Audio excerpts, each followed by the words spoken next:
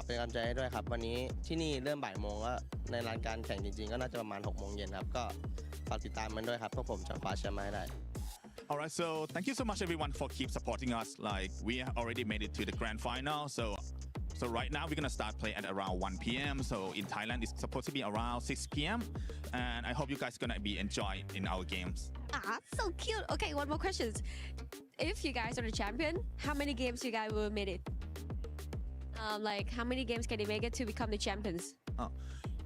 คิดว่าต้องใช้กี่เกมครับจนกว่าเราจะเป็นแชมเปี้ยนได้ในการแข่งขันวันนี้เพราะว่ามาตรฐานมันอยู่ไม่เกิน10 เกมครับน่าจะเป็นแชมป์ได้แต่ว่าถ้าเป็นโดยปกติแล้วรายการอื่นแต่ถ้ารายการนี้ทีมตึงขนาดนี้ผมให้ไม่เกิน12 เกมครับ Normally it's gonna be around 10 games, but for this time there's so many strong teams, so many strong candidates. So I would say around 12. Okay, we got our first number 12 for Buddha United Esports. Thank you, Wasana, so much, and thank you to our translator as well.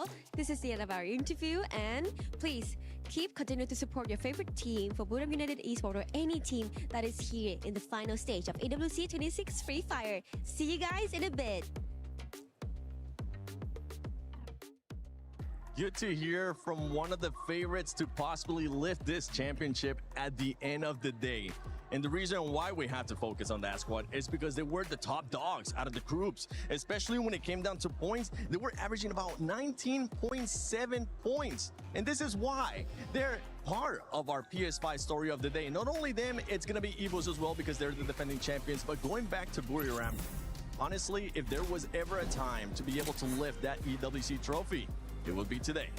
We're looking forward to it. They have managed to do it in the global finals for FFWS already. So I don't think they will be slowing down. And you did put a little bit of numbers. Not only did they get that average points, when we compare them with EVOS Divine, it seems like they are quite equal in both placement as well as elimination. But the only difference is, or what is favoring Buriram United, is the number of times they are in top 3. Because they did end up 8 out of 12 to be on that spot. So it's very difficult to have that on, especially when they are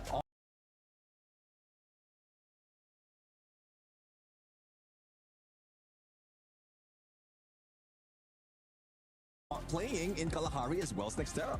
And with the match format that we're going to be doing, right? The format for today, we got a chance to hear it earlier, but just to recap for everybody, it is going to be a format as in match point. They have to make sure they reach the threshold, which is currently set at 90 points. And with the consistency that you're currently setting, by the way, we're going to be playing unlimited games. We don't have currently a marker, but a team that you mentioned as well, and I know Conchita, you really want to talk about this one because I personally, this is one of my soft spots for me for today. It's gonna be none other than EVOS Divine. They already have their name on one of those totems, and it was actually the totem from last year. They're looking to do it again. A lot of people have been saying it was gonna be more difficult, but honestly, with the way that they're performing during groups, it's not looking that difficult. Well, let's talk about numbers first, shall we? I mean, EVOS Divine did go straight to the final. They finished second with 229 points. That is beneath Buriram, of course, but they have 134 elimination points and 3 Booyah as well. So they do have what it takes to go to the final and be a contender. But I have to be honest, it's not going to be easy for EVOS because looking at the map, looking at the teams that also made it to the final, I see that a lot of drop zones and a lot of rotations are going to clash with Lion, and we all know Lion is so good at playing quick, efficient games. They are quick with the rotation, efficient with the player changing. So I think it's going to be a bit of a challenge. I mean, just look at the statics that Lion have yesterday in match 9 during the survival stage. They just went for it. They have 25 elimination points and a Booyah, 14,940 damage points with a whopping 20.72% of target shots. That is amazing. I mean, they came with a clutch, and EVOS Divine, looking at numbers also, that's not something that I'm really proud of, especially going through the year. But I think if we're talking about determination, if we're talking about what they are willing to do to actually make that back-to-back happen, they might have a slight chance. Yeah, and for EVOS, they're going to be looking for Wasana to be able to perform. Something I know you've been keeping a close eye on Neptune is those skills that they're going to be using. Yeah, especially if he is given the opportunity to get to that Oscar, the Valiant Dash. No blue walls will be safe. No opponent will be left standing in there. And well, we rarely see it out of Wasana, but the best opportunity they have to counter that, or some of the teams right here, is to add that with a pet like Dreki, because they know exactly when they are trying to heal up. So that's the best advantage they have for a rusher like Wasana. And if we're talking about teams that have won previously here at EWC, even though it is mostly a completely different roster, we have to talk about Team Falcons, because yesterday was a big step up for this squad, and they showcased that they can also get those booyahs. Yes, I am so excited because I finally got their first booyah of the tournament. I mean, yesterday at the survival stage, it proves that it's never too late, and it sent them to the third position. I mean, that is crazy. 105 elimination points, and it was game 8, was it, that they got 21 elimination points and 13,200 damage points with 1,044 average survival time. That is so amazing. Now that is a statistics that I wouldn't want to miss. And for all the squads, honestly, at one point you might just have to say, you know what? Throw those note cards away, throw everything away, because today is either make it or break it. Go for broke for them. Make sure that you're actually going to be able to lift that trophy up at the end. Be consistent and become the Free Fire at EWC champion. Ladies and gentlemen, the finals start now.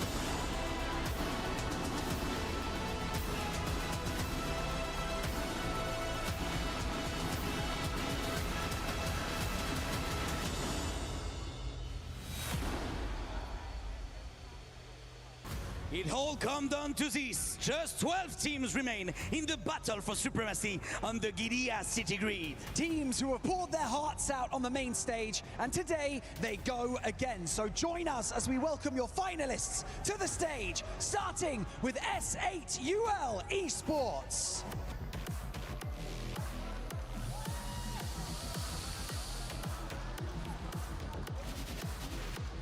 Lion!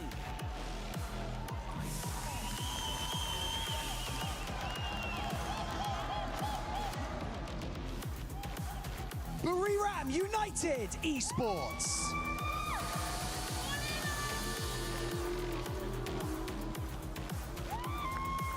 Loud Sneakers!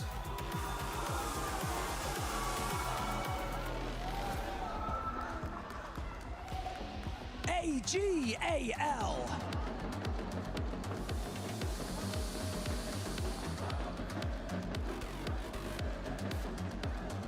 Team Apex Gaming!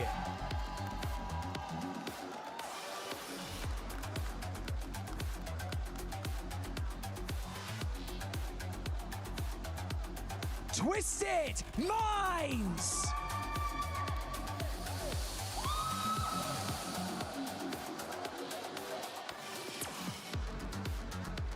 MEBA Los!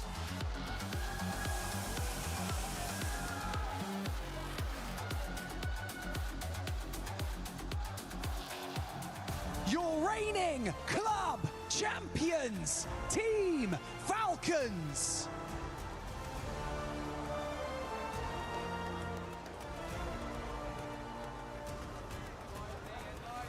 Fluxo W7A.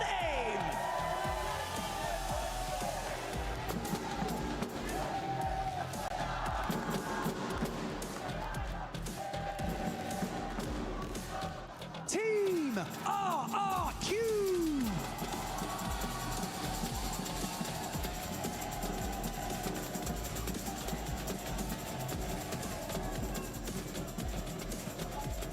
And finally, your defending champions of EWC, EVOS Esports.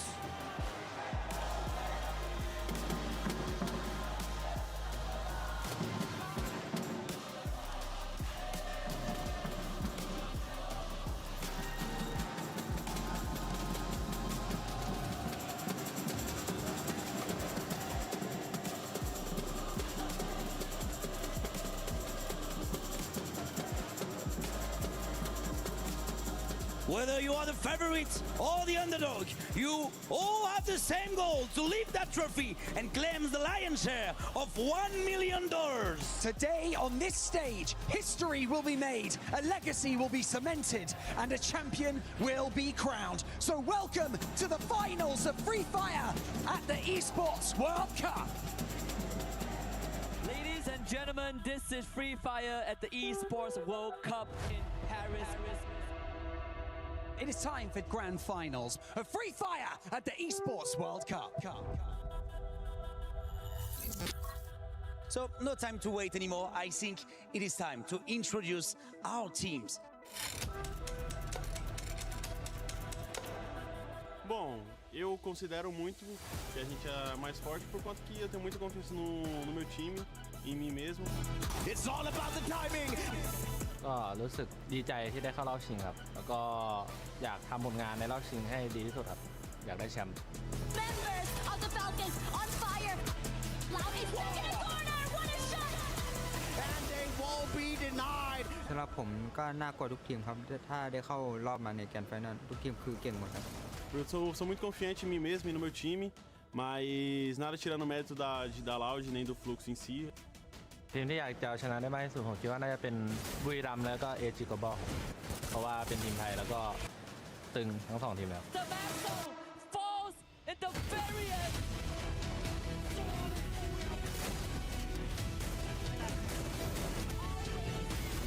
หลังจากเล่นรอบกรุ๊ปสเตจเสร็จนะครับก็รู้สึกว่ามีทีมที่เก่งเยอะครับผมเยอะกว่าที่คิดก็เลยทำให้ต้องทำแผนแล้วก็เล่นให้ดีขึ้นกว่าเดิมครับ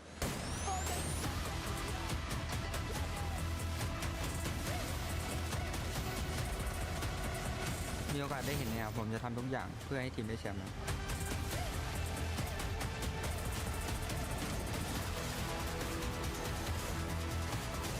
Só queria agradecer a torcida de sempre. Se Deus quiser aí a gente vai erguer esse troféu aí por vocês.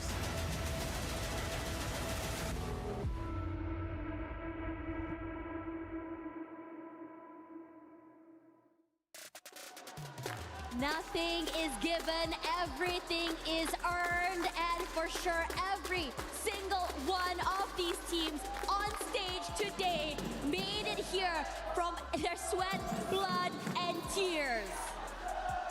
There's a lot of teams that is looking forward to this moment, especially those who struggled in the survival stage and those who were watching after that group stage.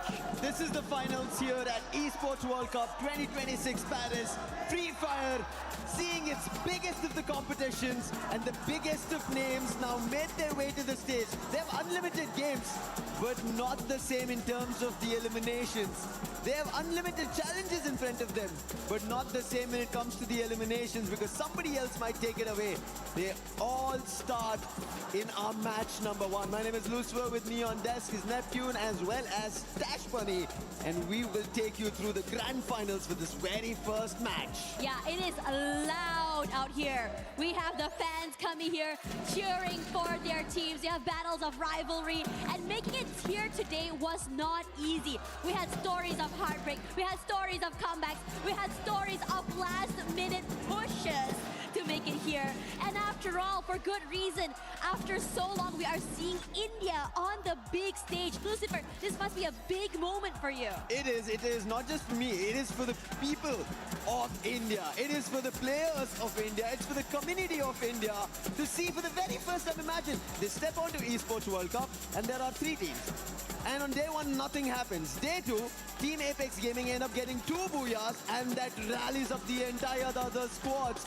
And survival state starts off. We end up seeing an Indian booyah to start things off. S8 will then follow up, Tag follow up, back to back, a lot of cascading things happening. And Neptune, you mentioned, out of the 10 games we had, 5 ended up going to India. Yeah, I mean, and there's a lot that has been brought in by India right now, and this is a real surprise. It's not only the teams, it's not only viewers out there, even the talents, because at some point they were introduced right here, and there's very little expectation. But now, this is where those were broken. There's a lot of challenges that they face, and again, group stages, like not so much a point, but when they went into survival stage, that's when they dominated. Didn't even expect this kind of numbers out of teams. 40% for both Team Apex Gaming as well as SAUL to be able to get to the top 3.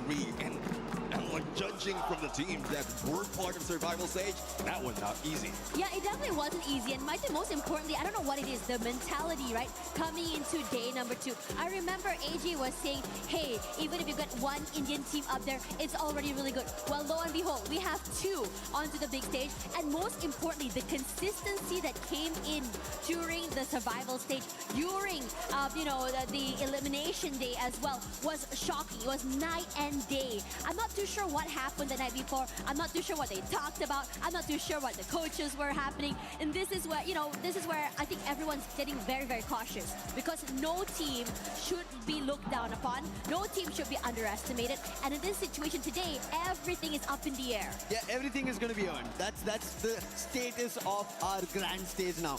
But talking about this, there is one team that I'm pretty sure upset majority of the Southeast Asian teams who wanted to be here in the grand finals yesterday in survival stage. That is none other than Lion. They roared yesterday. Their name completely glittering and golden rays of sun. Yes. They took the stage up on a storm, and now they are here. Yes, the other giants are still here, but they are one to look out for. Yeah, speaking of Lion, I mean, since we're going to start this first map, look at the numbers. They are the ones on top. They get 1 booyah out of this, and they totaled 75 every time, or for all the games that they played in Solara. So I'm really looking forward to this, and we talked about this. This is one of the newest maps in Free Fire right now, and there's still a lot of challenges being encountered by the team. So those who really make the adjustment and study this hard, it has a good chance of grabbing that booyah. Yeah, I think if anything's up in the air right now, we talked a little bit about what it means today as you go into the game, right? Because again, the drop spots are going to be swapping. We didn't have the teams that wait all the way to grand finals yesterday as well. So yesterday was a battle of just trying to survive. Today is a battle of going up against the giants. After all, those names that made it all the way here today had 1 day rest, had some time to dissect the rotations, the drops, the strats, and everything else in between. But my question is, can they, I would say, overcome the high and momentum that some of these teams had coming in from yesterday itself from survival stage? Right now, having the high is going to be Fluxo. We've been seeing from the very beginning. Oh, yeah. They've been highly in terms of their roaring noise that we've been looking forward to cheering for Fluxo W7M. Right as now, Solara has started off Team Apex Gaming and Lion. They fight it out at Eco Drain. This is what we're talking about. Lion would be the greatest threat out of India right now because Team Apex Gaming is facing them in Eco Drain. And, well, it's a good thing that KD God does have elevation, does have information. But the only question, though, is who is going to push? Because Joker might have a good chance right now, but not a great weapon to use in those battles. Here they come right now. Joker waiting in the wings. He's been good with his fights and managing to steal away 1 more, saving his teammate as well in that process. Still healthy as a 4. The shots are good. And the Lions are going completely nuclear right now. the bag. We spoke about them roaring and they are not stopping. Wolverine in trouble right now. Games King surrounding him, trying to take a trip down the pipe, but it's not going to work out. Joka is also on the other end. That's going to be 3 big eliminations. Eco Drain completely drained out of Team Apex Gaming. But that's one thing, and despite of all the engagement that's happening, seems like KDL did manage to pull away, and he is going just into the studio. But on the other side, we're also seeing as a UL. Troll has been taken down, but Jack right now trying to defend themselves against Twisted Mind, but you know how twisted they can be. Nord is just ignoring them, and MP5 trying to eliminate. It's just nasty how these shots are coming through here because Twisted Minds losing their players one by one. Bunny comes close, separated from Nor, but the crossfire is too much to deal with. The Bats also will fall next. Twisted Minds, they tried to go for a challenge, it did not work out. SHUL Esports, we were talking about this, their mentality of just going in for those hits, eliminations, that's all in front of their mind, not who they're challenging. And something similar, Buriram United Esports just ended up getting 4 eliminations, almost about to eliminate a whole squad, but that did not happen. But they also need their title. Husky was mentioning the one title that they need in their cabinet is EWC. Oh yeah, let's see though, because they have been going for the hub drop for so many times already when it comes to this map, and I was just surprised that someone is really challenging them. But going back to challenge, earlier it was Lion taking down Team Apex Gaming. Now it is Fluxo who's trying to beat them down, and there goes Joker, not really joking around, but let's see if they'll be able to fight back. This area is so hot right now because on top of Fluxo, we also have AGL here too. Della barely alive, waiting in the wings, hoping that Fluxo will move away, but they have marked the heck out of him as well. A lot of pressure, a lot of util coming to him, and finally knocked down as well. There we go, Bobs will find him in the end, but AGL wants to challenge this space. Oh, here comes a new challenger, AGL right now, and this just looks like a good storyline because everyone is going into Eco Drain, and if you lose this, everything will go down the drain. It will indeed. Fluxo, they want to make sure that they're the ones who are on top of this. They're the ones who pull that key lever and take AGL if possible. But AGL, they're quick on this. They're on their heels, see the slide rails, and decide to get out. They don't want this early engagement. We've been talking about AGL haven't found their title yet. They've been striving for it. They tried to get closer, but right now, it seemed like it was a distraction. He knocks the player, will try to get a confirmation, but right now Fluxo not giving it, but still he will secure Butzin's elimination. It's nice seeing this. Dio was barely alive right now, managing to go for that reset, and they can just bide their time. Wasn't aware that Fluxo would be able to answer back, and they're looking good. Yeah, Butzin's out, but they're gonna be able to bring him back into the game, and there you go, so quickly. The only team right now that is currently down and out, at least with only one player left, is Made in Brazil lost, and for the rest of the team, rotations could come in from a different side here, but I think for Fluxo, finding Dio might be key. Spots him out, sees him, but over on this side here, RRQ did cross paths with Yago and somehow survived. No! Gets him in the end, and Lost wasn't able to survive for as long as he wanted. You spoke too soon, Tash, and now RQ will be getting that 4 elimination to their side, but there's another one that is just waiting in the shadows. It's Team Falcons right now. And this has been one of the rivalries that has been happening in Southeast Asia. But Team Falcons, you know how their signature is. They won't be going in carelessly. They want to get information out of teams right now. And even RQ might be able to be caught off guard, but they are just waiting. Look at the discipline out of Team Falcons. Information's gotten. Maal finds the opening. Keroro is done for. That is what RRQ want. A strong start. Nero's Flushy being used, P9 trouble, position revealed, he'll also be taken down. At the pair, and more on fire. He tries to pull up the chrono, but for how long will he survive? Surrounded by 3 players from RRQ, and RRQ gets 7 total eliminations and double the reigning club champions. How is this happening?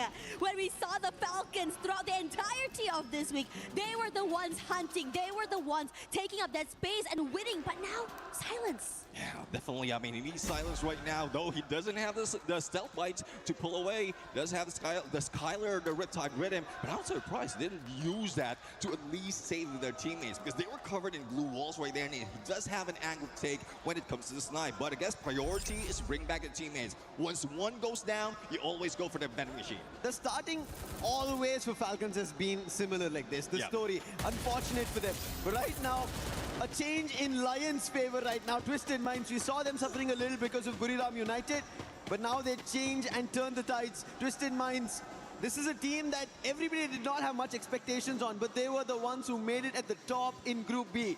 And now, Diamond, the last man, will have to make a quick run, try to go in for a revive. But when we talk about the revive, look at the circle. It's made a revive of a battle as it's moved completely north. Yeah, this hard shift's got about to be crazy. The southern side there, the shift, I would call it the Great Migration, is about to be insane. It's about to be bloody as well. And speaking of bloody, the Perang Serumput about to happen. Well, let's see. This is a replay from where RRQ did manage to take down a few, or if not a lot, of players out of Lost. Now, as we look back into RRQ, it's Twisted Mind, and they are challenging as well. Pina just got revived, but seems like they are still on no elimination streak. RRQ have lost ducks. They might have gotten the 8th elimination. Rans is in trouble. Riptide Rhythm, Chrono being pulled down. What a shot on the AC-80. Puts Diamond down instantly. And Twisted Minds thought they might be up on the battle because of number disadvantage. And now RRQ is getting closer. Diamond's confirmation comes through. But the boss, he decides that the revive's important rather than an exchange of a battle. Here we go there. Twisted Minds managing to find a bit more space to work with. Don't want to overstep because RRQ does have a bit more space to work with. They have no clue where the crossfires are coming through here. Sees one shot coming through here. One of his teammates does get picked up by Abe, but they're not done. The knock comes through, and here comes that collapse. Gonna drain down that utility, but nothing really set in stone. Gets one. Twisted Minds getting dropped one by one, but Abe will fall in return. Both teams suffering heavy losses. Wasn't taking into account of the crossfire and the later rotation coming in for Twisted Minds, but Ma'al answers back. Abe will not be able to be saved here. That Riptide Rhythm was deadly. If it wasn't for the Tide Turner, they could have fallen already. Let's see though, because Twisted Mind, despite of all elimination, it's RQ who has the most on the numbers. But who's coming in to join the party? It is Team Lion roaring right now against these two teams. Della has already found the opening. Diamond's down as well now. Joker gets that confirmation instantly, and whatever Twisted Minds did is all put to rest. Both teams are left with one, RRQ and Twisted Mind, and that's when they need to move. Because even before that battle ended, the zone is already moved away from them. There's a lot of travesty that might be happening right now because there's still a lot of teams waiting into the next foe. And speaking about waiting here, Buriram United, as usual, quiet in that early game, but somehow they've already gotten 5 eliminations here. TAG waiting in the wings, they need to take this fight to be able to they will take a fight in order to keep Buriram United away from their compound. Not happening quite yet, and now Wasana with the sprays on top side, bit of chip damage, but that's not more than that he can do.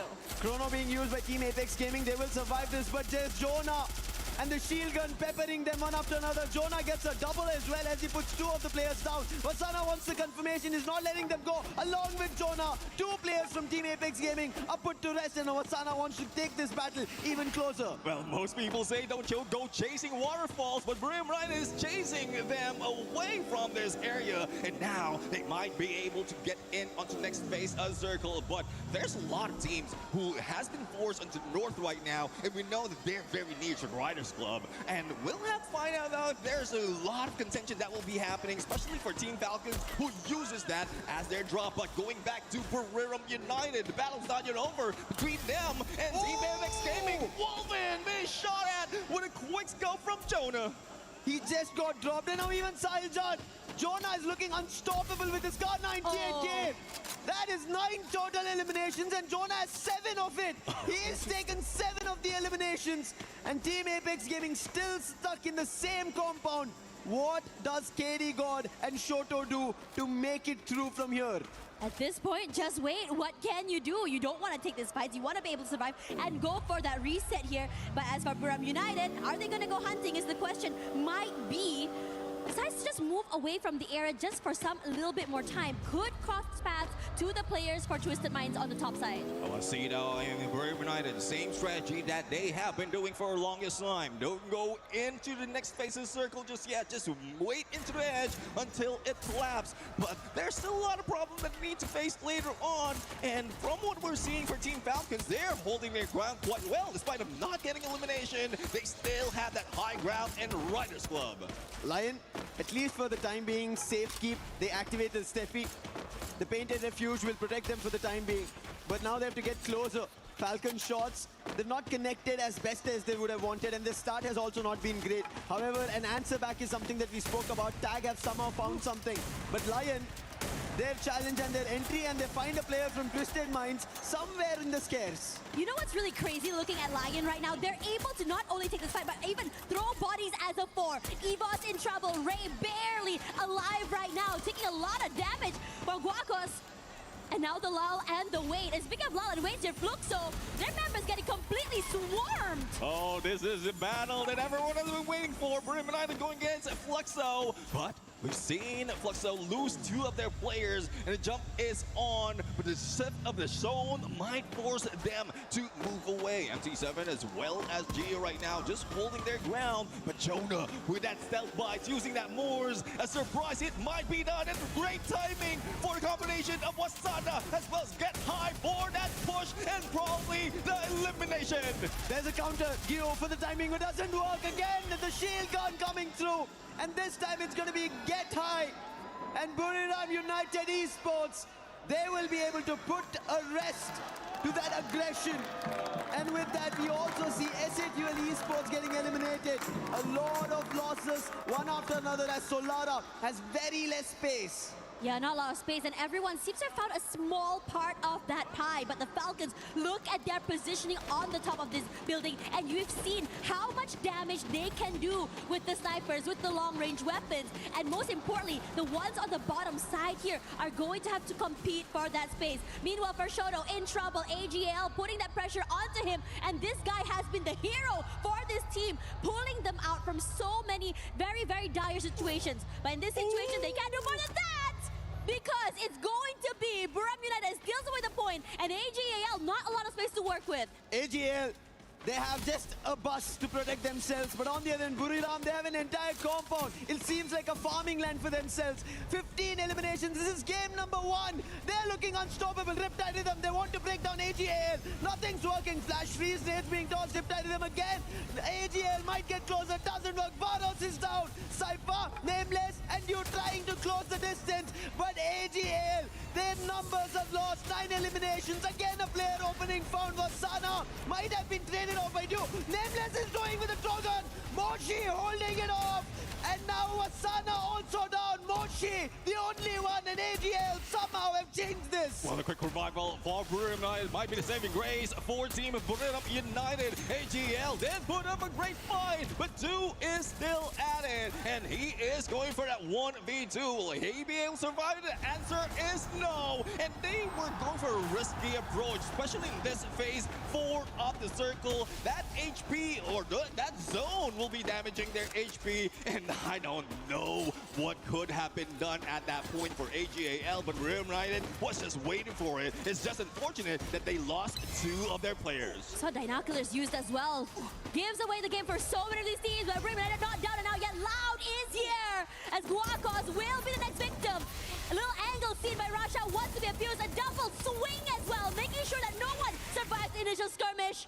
And the Lions cannot survive longer. Down and out, 3 teams left. Thanks to Aim God, EWC still survived. But the dash coming out from Falcons, that was crazy. Almost ended up putting EWC to rest. Now, this is an ending that we haven't seen for a long time. No full squad in contention. 3 remains, 2v2v2. But we are seeing Moshi. And there have been a lot of comments wherein Moshi could have been putting that much on the snipe already. But this is a place to really show up. Look at the last 3 teams. How much do they have in surviving? Just 2 each. It's a 2v2v2. EVOS, Loud, and Buriram United. EVOS are the defending EWC 25 champions. Now looking forward to EWC 26. Loud, they won the very first trophy for Brazil. And Buriram United won the biggest in the cabinet, that is EWC. Jonah He's been a heavy hitter for this game, but a box falls. Moshi, great shot coming in from the area. But the circle is shifting and everyone is just trying to find that space, but Loud is a little bit quicker to the zone. They have positions, they have the high ground angles, and it gives a lot of question marks for the rest of the teams for their rotations. Well, as you say, first to the circle, first to the win. Let's see if they'll be able to pull it off. And God, not so much of contention. Even with a inhaler, he might not be able to survive. But he did manage to go for a clutch, a 1v2 in this fight. And now he has to deal with 2 players from Team Loud. He got help from Loud. That is the reason Buriram United instantly shut down. But as you said, it is a 1v2. Look at him sneakily walking across, crouching, making shot. Loud have no idea, but BCP has spotted him. In God, SVD, can he connect the first? If he can bring it down to 1v1, it's better, but the information delayed. And as long as time passes, it is Loud that will surround him. And we know Nyx, he's such a good player. And once he gets to the CQC, he will instantly put the player down. He's rushing forward here right now. If he's able to just go for the 1v1, it'll be really good. His shots go wide, but they're crunching it from 2 different angles. The respect's given. And Loud makes sure they secure their first booyah of the day. Team Loud. Loud Snickers are the loudest to start the Free Fire here at Esports World Cup 26 Paris' Grand Finals. What a game coming in, and Nyx, we knew he had this potential.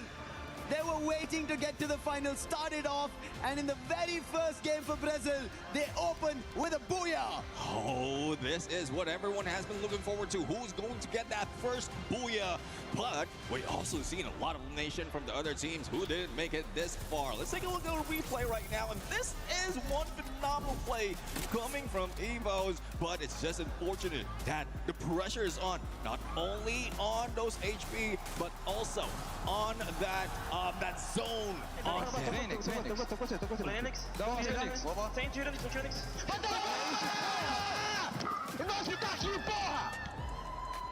Oh no, crazy work coming in from Loud as well. I think one thing's for sure though, we all had our favorites. We saw our favorite players just completely farming it out. But when it matters the most, that final moment, Loud prioritizing positioning over these fights gave them so much extra advantage to just give them not only the booyah, but those extra placement points. Yeah, they needed it. They wanted a good start. We've been seeing Loud. We even spoke about it, right? In the group they were in, they were very consistent. They ended up getting 2 booyahs to start things off. But Buriram United Esports, unfortunate for them, they had an opportunity. They should have been the ones closing it. Look at them. Without the booyah, they have 30 total points, 22 eliminations. If not for Loud Snickers, if not for Nyx from that far angle, finding a clash and helping Aim God out, we would have seen Buriram with the win. I mean, we've seen this side Brim from before. No. Even in group stages. Yeah. Like, they did manage to get 23, so this is not even close to the record that they have. But I'm really loving this side of BRU. The aggression is really needed, especially in first match of the day, because it's not just a booyah that is needed by the team in this early parts. It's more of farming the numbers to get to that 90. You know what's really insane? I think I said to them, well, it's going to be a bit more quiet from Buriram United early, and it was. But throughout all of that, Jonah was farming so many eliminations. Out of all of that, I believe he had like, what, 13 to 15 eliminations by himself. And for now, who better to break it down for us other than the analysts later? We'll be right back before we go to them.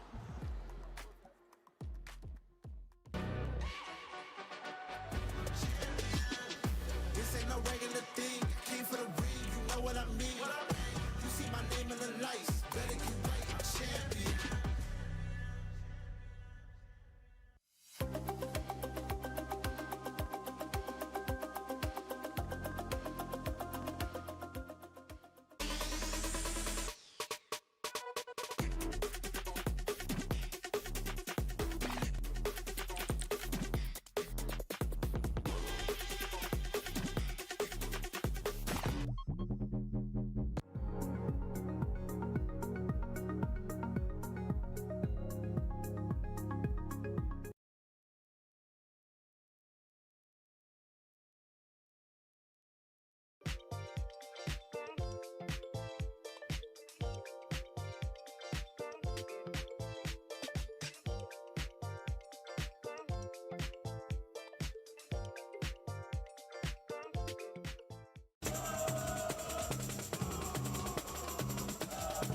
I moved from a small town to a big town like São Paulo, and they always hugged me, made me part of the family. We started with a little since we are W7M in the past, and now we are Fluxo W7M. Literally hugged me and made me part of the family. I feel that I'm part of everything that's happening, and they give me the chance to come here, and for real, it's like more family than my family real.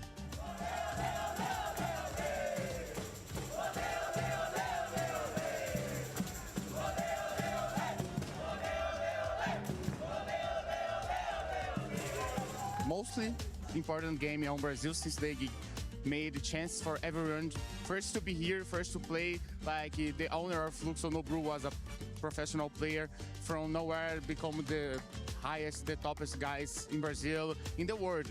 No, everyone knows Nobru in Free Fire. And I think that the most important thing about games is it's the feeling that make you feel part of and to give you a chance to prove yourself.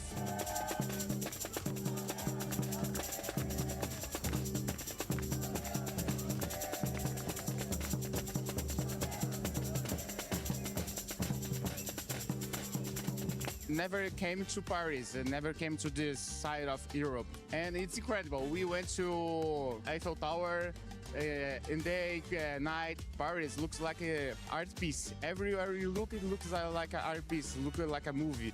So it's very, very beautiful. Well, let's get loud here for Free Fire. I'm Lace, joined by Conchita, and look, the Brazilian teams are arguably some of the best teams that we have in the competition today, and they have a lot to try and earn today, taking over the Southeast Asia's team. They really, really want this, and of course, Loud coming out with 33 points and 22 eliminations, Kajito. What an exceptional start for our Brazilian teams. Yes, of course, but if we're talking about Brazilian teams, isn't it also a surprise to see Lost got sent back really soon to the lobby, and RRQ from Indonesia was the one who got them sent back. I mean, yes, RRQ did drop at Delta Isle and they had to fight their way through Lost. They managed to get out. I mean, I am pretty proud of RRQ today, even though they didn't get that much points. They had to fight against Falcons, which they managed to edge out. They also had a very intense meeting with Twisted, who almost got them twisted. But all in all, EFOS Divine was also very phenomenal. I mean, that was crazy. The last fight with Aim God as the last man standing, I am just so excited. I mean, and of course we want to see all these teams do incredibly well, but it looks like Loud is leading the pack at the moment. But of course, we're going to get the game started sooner than later. And let's throw it over to Tash, Lucifer. Let's go. And also Neptune, it's okay, I haven't forgotten you. Now, you know, we are hearing right now that Loud is currently the team that is leading the pack, at least in terms of Booyah, but points-wise though, it's still in favor of Buram United. After all, it is the first map, but showcasing our skills on the second map when everyone's in momentum is gonna change. Yeah, well, definitely it needs to change right now, because from what we're seeing, they're already 1/3 of what is needed right now to be able to activate that match point. But judging from where everyone is dropping for the flight path that we have, and you know for a fact that this is my favorite map, the skewed flight path, or somewhat skewed flight path that we've seen, might have forced the team to go in for those hot drops. But look at that, Team Fluxo and Team Apex Gaming, I think they're going to start it hot on that gold course. Sahil Jad is the closest, and there it is, bullets being rattled. Mini Uzi, but also Scar on hand, dash from Butson. But Sahil dodges that, glue wall being used, but I don't think he has enough resources for the very start. And Butson is quick on it, gets the very first elimination of our match 2.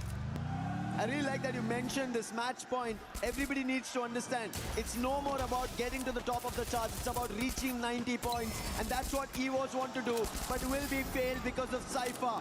AGL also missed their opportunity just because of how Buriram somehow held themselves, because AGL looked like they were about to shut down Buriram. Yeah, I mean, the silent AGAL was there almost getting into it. But now, with that Cypher elimination, they're now ahead of EVOS first cut.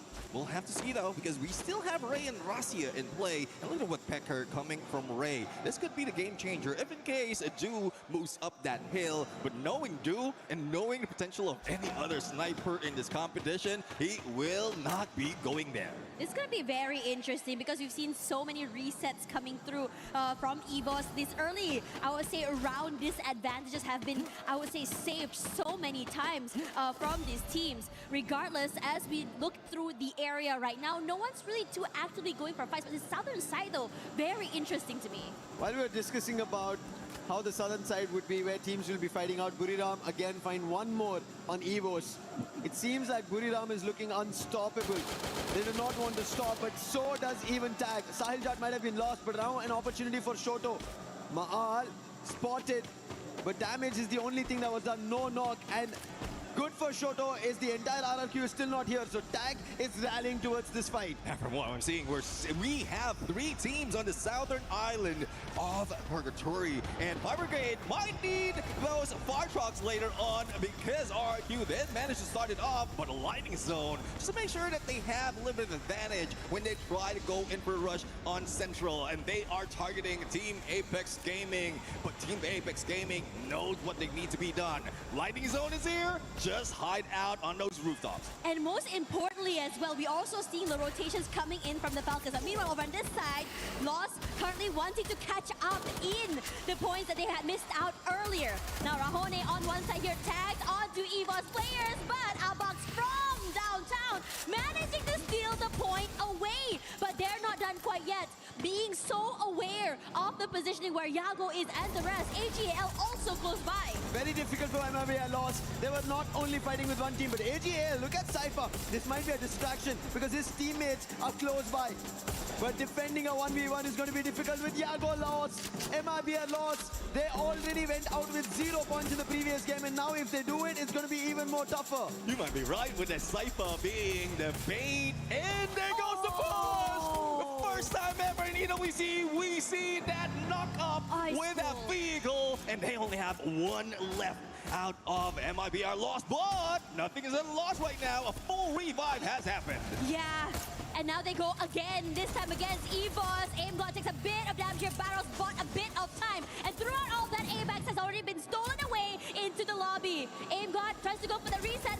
Valiant dashes away to safety for the time being. EVOS stuck, rushes forward. HP so very low by AimGod, but now for Ray, gonna be swarmed by all the members of AGAL, not able to survive. This is why your skills are important. Electrotherapy protecting them for far so long. That is the reason EVOS couldn't fight back. They had only 2 members and them getting taken down. Thankfully, that's not a full elimination, but there was an elimination that happened. That is Team Apex Gaming and Falcons. Seems like game number 2 is their comeback. Well, let's see though, they can come back right now. They are just going in the edge of a circle, still hanging on that south side, and they thought they might be able to find someone on Central, but they were a little bit too late to party right now. But from what we're seeing, they are gathering all the loot that they have, and they're just going for the basic gameplay. Silent in the beginning, and then deadly towards mid to end. But the only question though is how they're going to find their way into the next phase of circle. We still have a few moments before it closes in and the second phase shows up, but the battle between AGAL and EVOS is not yet done. EVOS, what is happening? ABAX will be able to revive, but look at AGAL Cypher. Right to the face with the M590 Valiant Dash. And now another conversion, 9 elimination. AGL, what they missed out because of Buriram in the previous game, they want to make it happen. 30 points what Buriram pulled off. AGL want to do it. This is what we've been talking. Buriram have earned titles. They are our World Series global champions of 25. Now they want an EWC championship in their name. Falcons, they want to get back to their winning ways that they had in 24. They want another EWC title for themselves and 6 total eliminations. In this situation as well, the lull, the silence is here, but the middle side of the map is very interesting as Fluxo does manage to hunt down the members of RRQ somewhere there. We see Troll also falling, EVOS as well suffering heavy damage. This map, what looks quiet on this side, is hectic on the rest of the areas. Well, let's see now, because we are looking at Lost right now, who might be chilling like a villain at this moment, but we are seeing a few players, not only from Team Falcons from the south, but also RQ from the north. So the pinch might happen right now, but again, we are just waiting for the shift of that next phase. And as you see it, both of the three of the teams are in there right now. And look at the numbers that these players has been bringing in. And we have highlighted already, Brim United. The number that they can put in the fight, that only shows why Jonah and Moshi is the best players so far in this lobby. But you see in the mix of it, there's Dew. That was the reason how AGL almost looked like they would survive. Did not still, but now this is game 2. Purgatory, a lot could change, and that's what Falcons also want to. MIB are lost. They want to change their fate from getting out of 0 points to at least something, but it so far doesn't seem to be the case. Even SAQL, they want their points, but Maal 77, since that is going to be an elimination, and right at the riverbank will sweep away SAQL's chances once again. Well, Maal, the deadly sniper from Indonesia, right now going solo. Rest of squad still not found in this map, but I know there is a plan. They are the mastermind into the stealth mode with that. The stealth bites using that more skill. They might be heading in to where this engagement is happening between Loud and MIB are lost. General taking a lot of damage right now. Bear Life managing to just survive. The pressure coming in from Loud, this high ground, gives them so much value. But Joker, on the other side, they're managing to pick off here, but Loud hasn't been moved quite yet. The lightning zone does come through. General falls, and now Keroro, the Falcons, decide to join in as well. BZP still hasn't picked up already. Keroro finding a nice angle to work with, goes a bit wide, finally getting that shot onto Nyx, but the Falcons as well are suffering heavy damage. Pina, Keroro fall, and right now both teams are barely alive. What are they to do here? Because the RRQ gang has decided to join in. Falcons had a second chance. They instantly went for the revive. So there is a lifeline for them. But Loud, they're trapped. Trap was the only savior. He used the M79 to bail it out, but he is certainly surviving at the bottom of the hill. And RRQ now charging in. They will get it on fire. That's an added elimination. But can he hold off? Can Falcons actually make a comeback? They're close by. If he holds off for the time being, then RRQ, they might get surrounded once again. Now that's one thing that we can depend on Fire. He can go for the distraction while the rest of the team is setting up. There goes On Fire, launch pad right now, but it was Limit who was been taken down by a different squad. AGAL has inserted a coin. He is now ready to be the next challenger in this battle. But from this moment, once the second to the third phase is closing in, we expect the teams to slow down, but I guess they are chasing and hungry for those points. You want to be able to keep up. Again, we started this map 1/3 of the way to match point. You don't want to allow a team to run away with that. We talked a little bit about Buriram United having a quiet start, and this map in particular has been extra for them as well. However, positioning-wise, they look really good right now, taking their time, and it's just open areas in front of them. They don't really have to fight their way into the zone. Fighting is the only name of the game today. Everybody has to, because of the match point condition that they have to fulfill if they want to become the champions at the end of the day. Fluxo, not the best start that they have also had here in Purgatory. How do they get out of it? They go back towards the vending machine to recover their players first. A revival point is also close, but they have enough coins and they will get the player back up. 4 all strong together. Now, so far for Fluxo, they do have 3 of those team boosters put up, and one of which would be the out-of-zone buff. So that's the reason why they can soak outside of that circle. But there's one thing that they need to worry about. The shift has already moved to campsite, and we've seen AGAL already holding on, taking a high ground, and this is deadly, especially in this kind of situation. Same goes for Evos, and Rastia is just waiting for the opportunity. Might be able to pull out that launch pad. A little bit of exchange though. Hands it over to Ray, just in case they need to pull out. They will be able to do it and fly away. This situation here, the wait is on. I mean, both teams very, very comfortable in their little corners of that map. I'm just waiting for this initiation to happen now. Now, looking at everyone right now, the Lion, plays from Fluxo and Lion later on the rotation would be interesting to see, but Abe pressuring the members onto the other side here. No one is truly comfortable regardless of whether or not they are in the zone. RQ is happy they got this spot. Falcons left it and the circle still keeps the position of the containers and they will keep it. AGL, however, they know about this position. Falcons, because they left this position and moved towards the vending machine, they also have an idea. So right now, RRQ have to be wary that they're enemies in the closest surroundings and especially that they're out in the open, anybody could target them.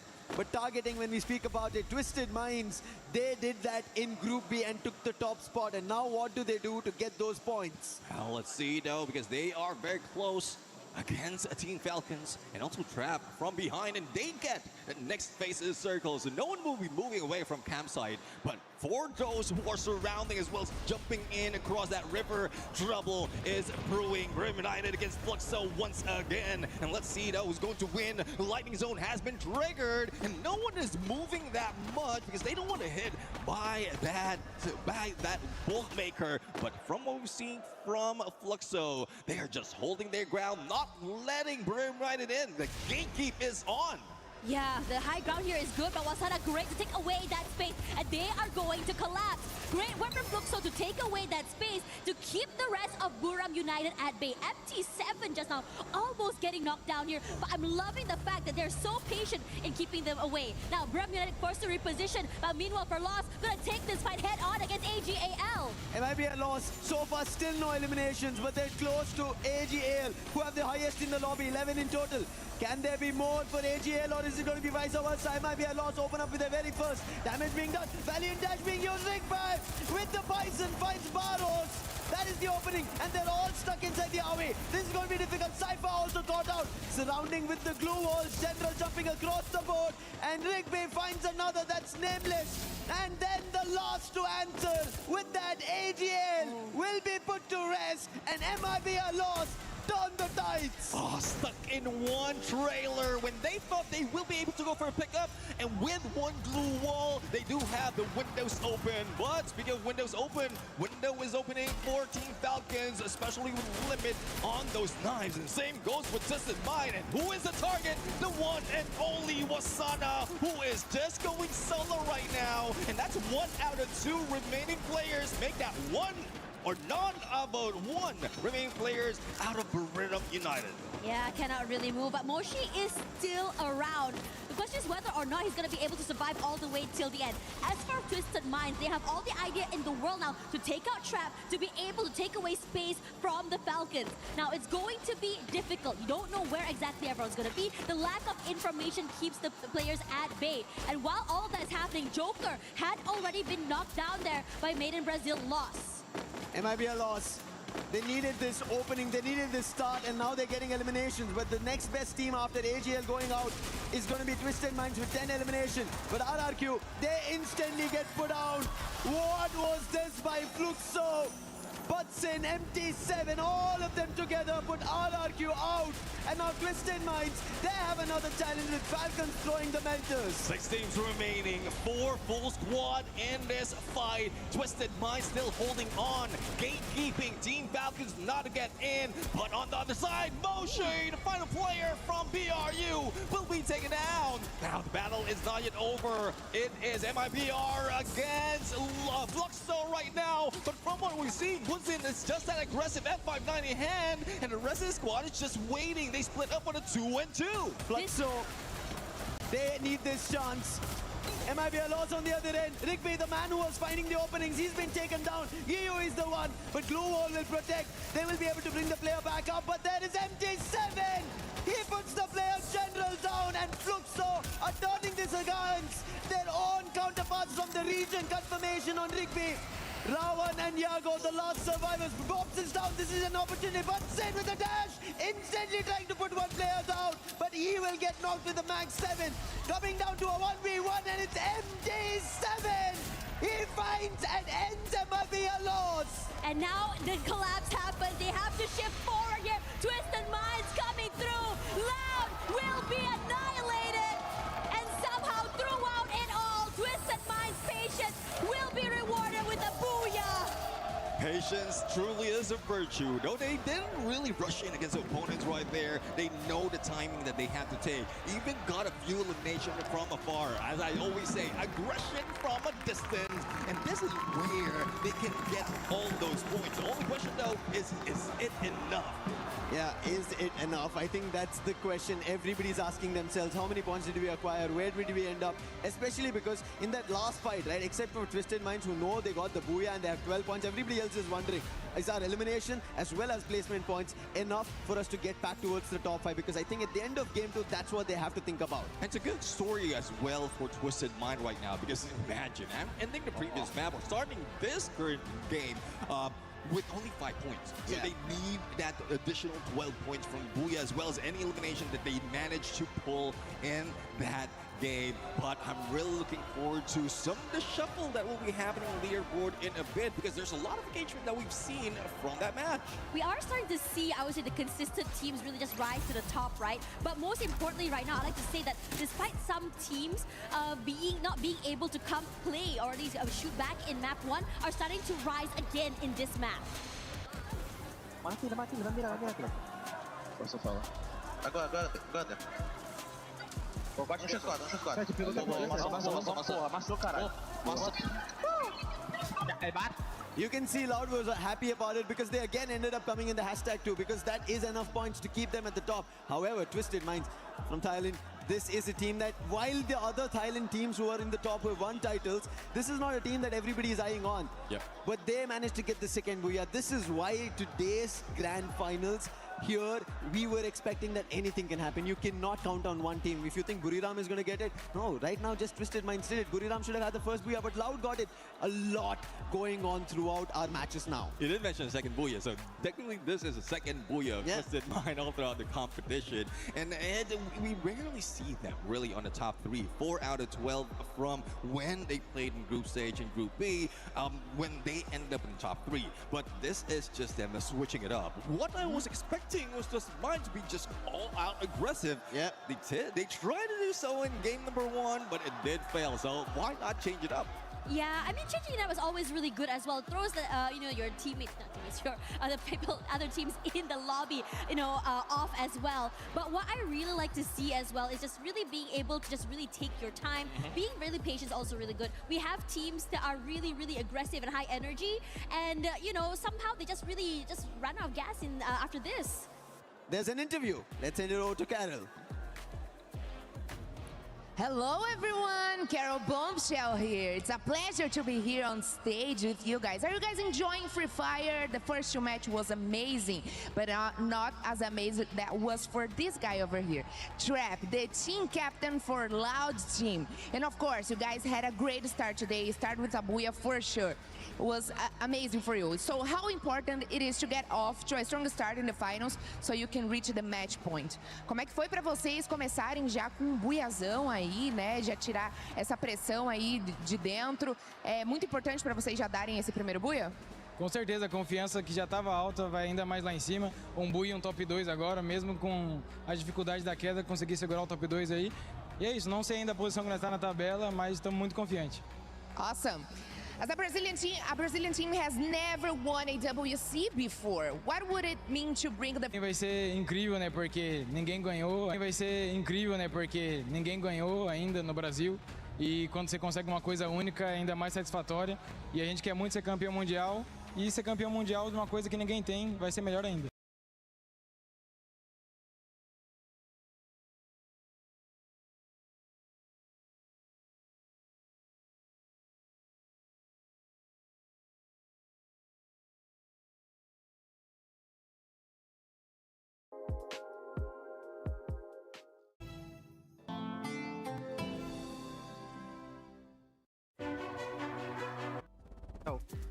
रुक जा Jack रुक जा 3-3-6 ได้มันเหลือแค่3ตัวแล้วก็ต้องขวาตัวมาแล้วเว้ยแม่ยิงหัวกูเด็ด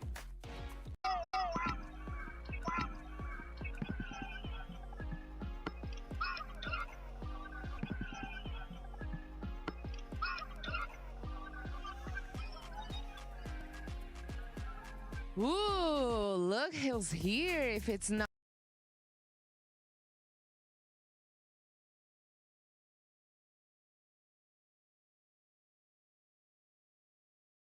Snipers, and you share with us your desire to be the MVP, but also the winner here. So what's more important for you right now, the MVP or to be the winner?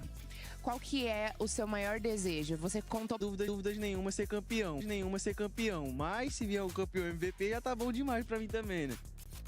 Mas se vier o campeão MVP já tá bom demais pra mim também, né? What it happens se o campeão e o Iago MVP? Ah, não, tá de boa. But Iago, you're finally back in a World Championship. What is the feeling to be back here? E agora espero manter para muito tempo aí em vários mundiais. Dear, he definitely right, because all of us wanted grab the numbers as early as possible so that just in case anyone can catch up or they lose out on one. We're expecting them to come in hot. They're As boy, oh boy, my teams were booked and busy the first two maps. I think it's just a little bit unluckiness when it comes to the drop zone, because especially RRQ, if you're talking about Purgatory, that means they're gonna have to go through a lot of teams. And yeah, it was right. They have to go through Falcons, they have Apex scamming on their way. So it was definitely a hard early game for them, especially at the Fire Brigade. They were also forced to be separated by Fluxo. They lost Abai, that was a huge hit. So I think and I hope that RRQ could be more wise when it comes to the rotation and maybe change a bit of their drop zones on the next coming games. Oh, what I know is Evos is hype right now because AIM got that 1v2 clutch towards the end. That was phenomenal. I was expecting that he will be going down. The zone is behind him and two opponents is already closing in. Yeah, they were definitely closing in. I think nobody was expecting it. Good thing we don't have a behind-the-scenes camera in our green room, because the screams that you would hear, the reactions that you would hear, we might have to end up bleeping a lot of stuff here for the broadcast. Talking about teams being loud, we got to talk about the Brazilian squad loud. And speaking of not, filming anything in the back, because my girl Carol is going crazy, Yes. obviously, for the Brazilian teams. I mean, I was saying these teams have arguably been some of the greatest teams in international tournaments. So getting the win today, it means so much more to them for their region. And honestly, I think it was like all three of them advanced from obviously the group stages. So to have all three Brazilian teams representing, but of course Loud is leading the pack in that one. After that first booyah, I mean, we heard it from the interview from the team captain. They're feeling really good about this, and it looks like they're still incredibly level-headed. But like to come out with like I thought it was 33 points from the first match. They're not at the top of the leaderboard. He was kind of saying like, I wonder where we're sitting. I'm itching to see where we're sitting. I mean, knocked down to second place, but still very much in contention to win this thing. Yeah, the Indian teams were not able to continue on with the consistency or the momentum that they were able to get yesterday. One team that was able to carry on some momentum coming into the first two matches was none other than Lion. They started off hot, and they're feeling confident too. We saw them willing to take fights early on. Yeah, especially in Solara, Eco Drain, they were just rocking that fight. And anyone who goes into the compound, anyone who goes into Eco Drain, they will expect a roaring lion in there. Because like not only does it have a vending machine, just in case one of their players will be knocked out or eliminated, they can easily go for a revive and do it once again. But, that's 4 teams, if I'm not mistaken, 4 teams or 3 teams who introduced themselves against a Lion, and Lion stayed alive. I mean, they're carrying that same strength from the survival stage yesterday. So not only did they go through the groups, they were in survival, and we didn't know where they were going to place, but they have that same sort of passion and aggressive play style that we saw from yesterday, bringing it into today's games. And it looks like, I mean, Lion's going to be leading the pack. They're doing incredibly well. A team that wants to stride that lead as well, just make sure they kind of hunt that down and don't let it get too far away, was a team that actually just got a booyah, Twisted Minds. Yes, Twisted Minds were also very amazing. I mean, they went from getting 0 placement point and just 5 elimination points to getting a booyah. That is quite a turnabout. I mean, that last game, 17 elimination points. That was awesome for Twisted Minds. And mind you, this is only the second booyah that they have the whole entire tournament. So I think things are looking up for Twisted Minds. Also, Thailand has got 4 representatives at the EWC 2026 I mean, I threw right my now. cards at the first Twisted Right, Mind. right. Neptune doubted me. I don't know. Right. So I think personally, it's not just Buriram United Esports that we have to keep an eye for. It's also Twisted Minds. They are slowly getting there points by points. Yeah, I do agree. I mean, Twisted Mind, the first time when we saw them, they're all aggression. They got no regard of whatever placement they get. As long as they get elimination, it doesn't matter. This is just, probably they tried it in game number 1. And as you called it, they didn't do too well. Only 5 points out of that game. And then a second, like, let's be a little bit smart. Let's play it safe. And you've seen how well they distanced themselves from all the engagements that happened and did manage to get that big booyah. Yeah, we talked about earlier as well player performances. If we go back to the first match for Buriram, Joanna, 13 eliminations, absolute carry, and then we saw what Ingot, if I'm not mistaken, was able to do in that 1 versus 2. Is there any players coming up in this next 2 matches that we're going to be keeping a close eye on, Conchita? I do think that Joanna's still gonna kill it. I mean, Buriram has 2 person that I'm keeping an eye out for is Joanna and Moshi, because let's not forget that 6 elimination points he got in just 1 game. So yeah, I'm definitely not gonna go easy on them. The other team should be gunning for Buriram United Esports right now if they don't want to lose those points. And one personality of Buriram United that we know of is they want to steal away the MVP from each other. So Jonah is already in there, Moshi already show up. So I won't be surprised if the combination of the Russian support, Wasana and Get High, will be grabbing the next one. And I mean, we've seen a massive improvement from them, even from EWC in 2025 as well. Like, this team obviously have, won their World Series, and now not only do they want an MVP, okay, who doesn't want that, but now if they can win that World Series and then EWC 26, imagine that trophy wall, guys, goddamn. We're not asking for much. We're just asking for just win everything for the year. Why not? Talking about all these players, one player that I would like to see him being able to show up here at this stage as well, that maybe he hasn't been able to in the first 2 matches, and we know he performed really well in that group stage, is none other than Yago for Lost. Lost, we expected them coming in hot with what they were able to do in that group stage, but at the moment, they're just not putting themselves in that kind of position and going with another Brazilian team, and I think we have to mention him too, Neptune, is MT7. I feel like we need to see some of those pop-up performances that we're seeing out of the other players. Now that you mentioned the both players right now, so I know it's not news to everyone that Yago as well as MT7 has been rivals for a very long time. There's also a little bit of a replacement happening, and you know how it is in Brazil. They go in for those battles. So I really love to see them face off against each other, but that means that they have to go 1v1. Well, let's see if maybe we'll end up seeing a 1v1. Match 3 is ready. Who's going to be taking a couple more booyahs, and who's going to reach that threshold for the match point format of 90 points? AJ, take it away for me.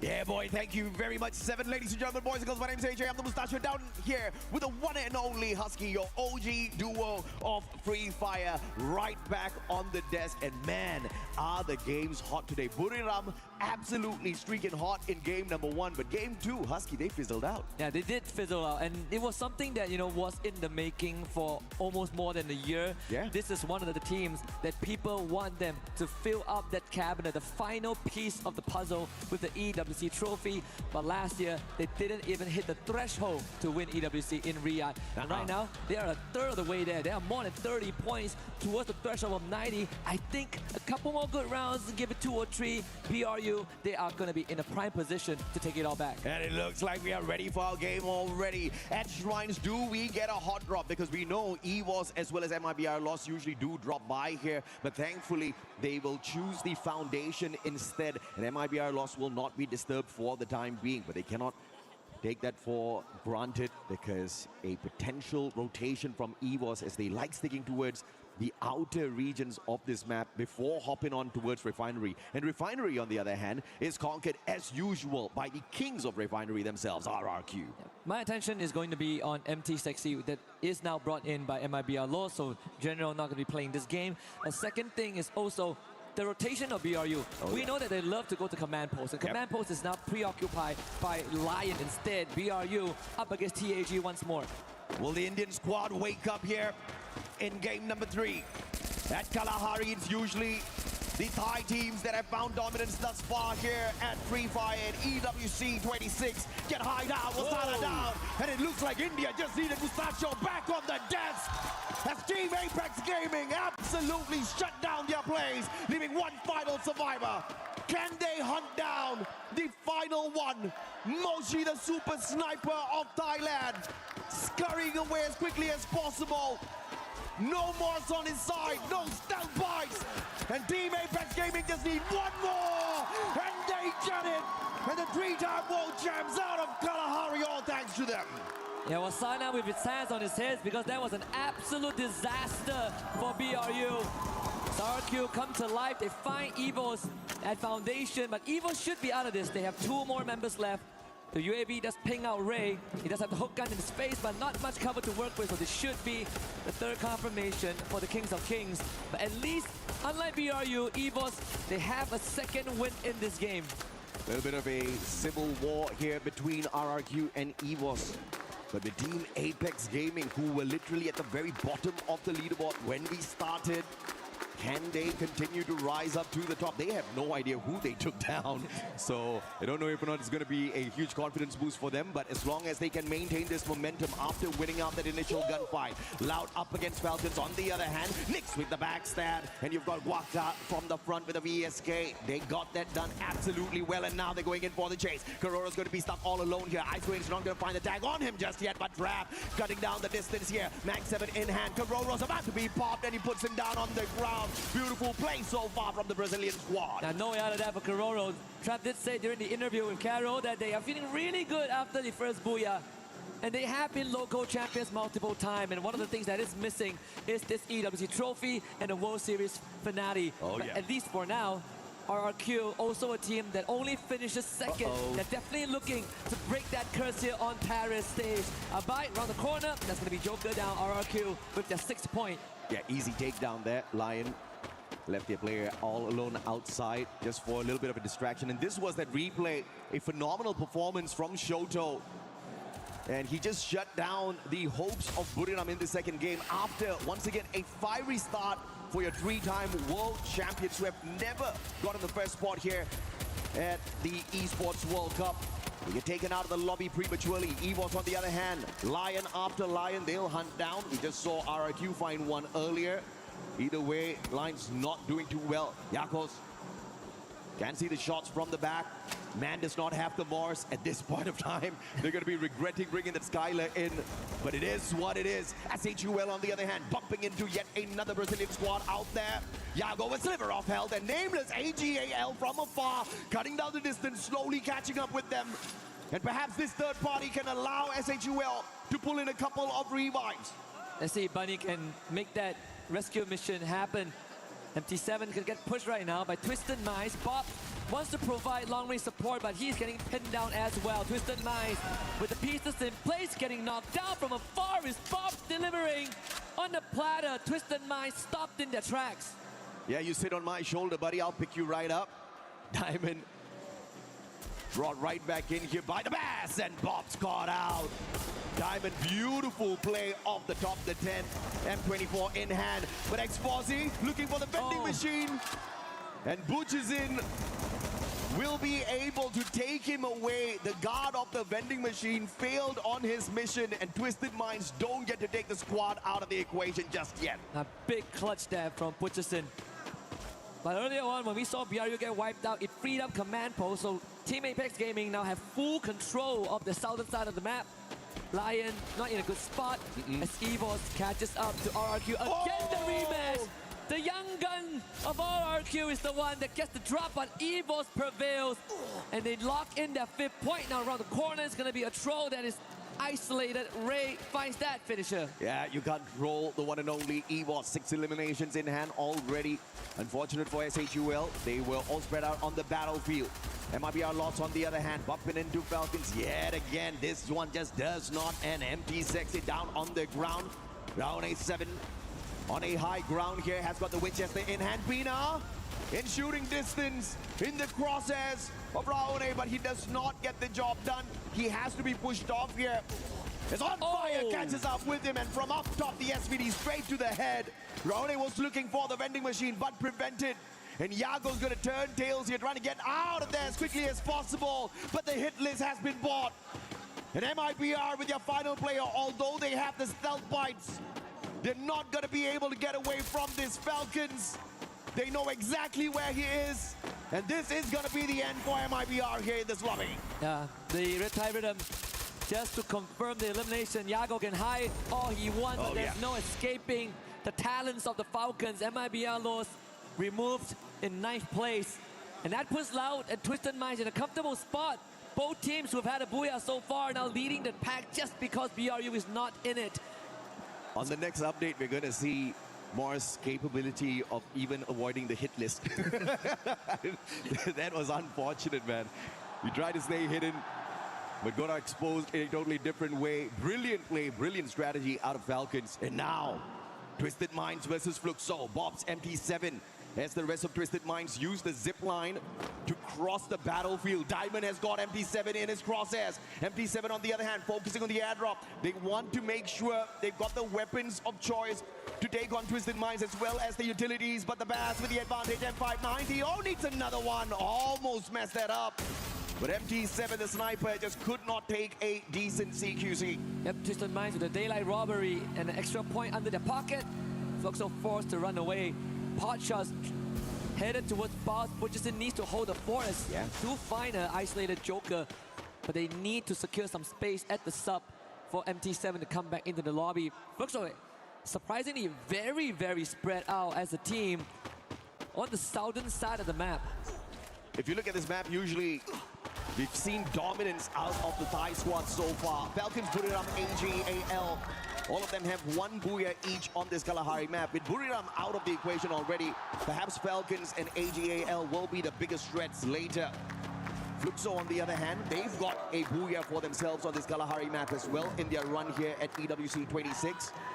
But as far as those points are concerned, they didn't really rake in a lot of eliminations. In fact, Fluxo hasn't really looked very strong on the battlefield so far as the eliminations. Yeah, not at all. I definitely expected a bit more, but I'm looking for them to ramp up maybe game 3 and 4 onwards, right? This is the team that needs some time to warm up their engines.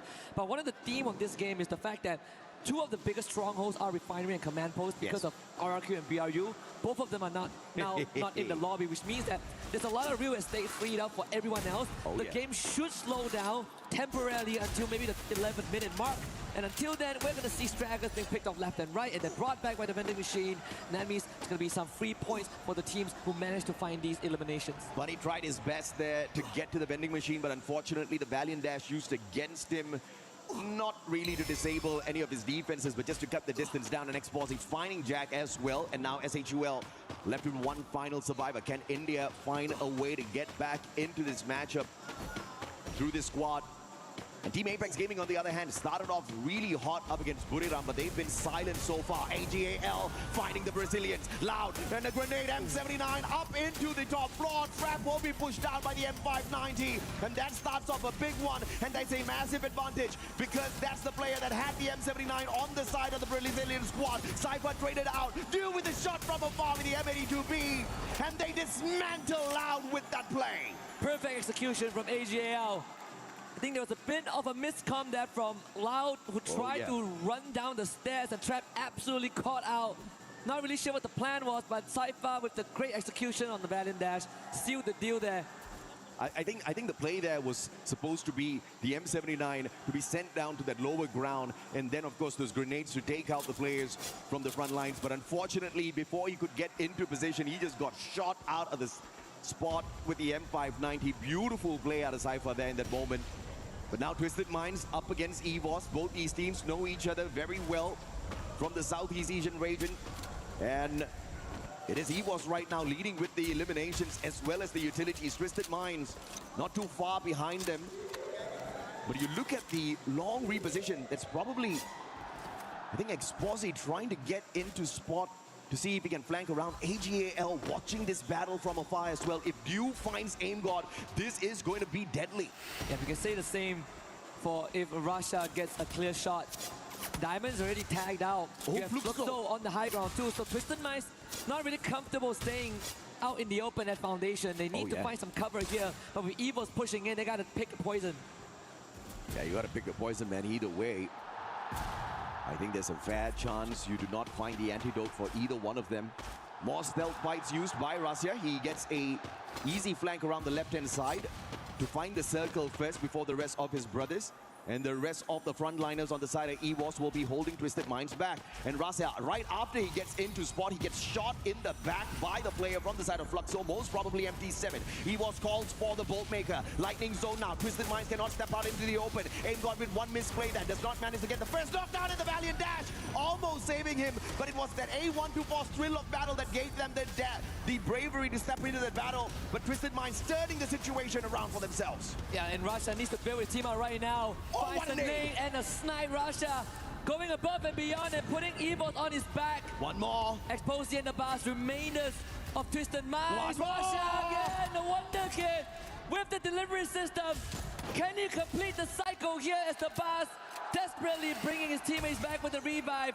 But Russia has done more than enough. It's his turn to maybe get his teammates back into the game. The Bars over the glue wall. The Bars comes out on top. Ah, the Bars, beautiful. Gets the insurance policy first on that revive, bringing Diamond back into play and then going for the shutdown.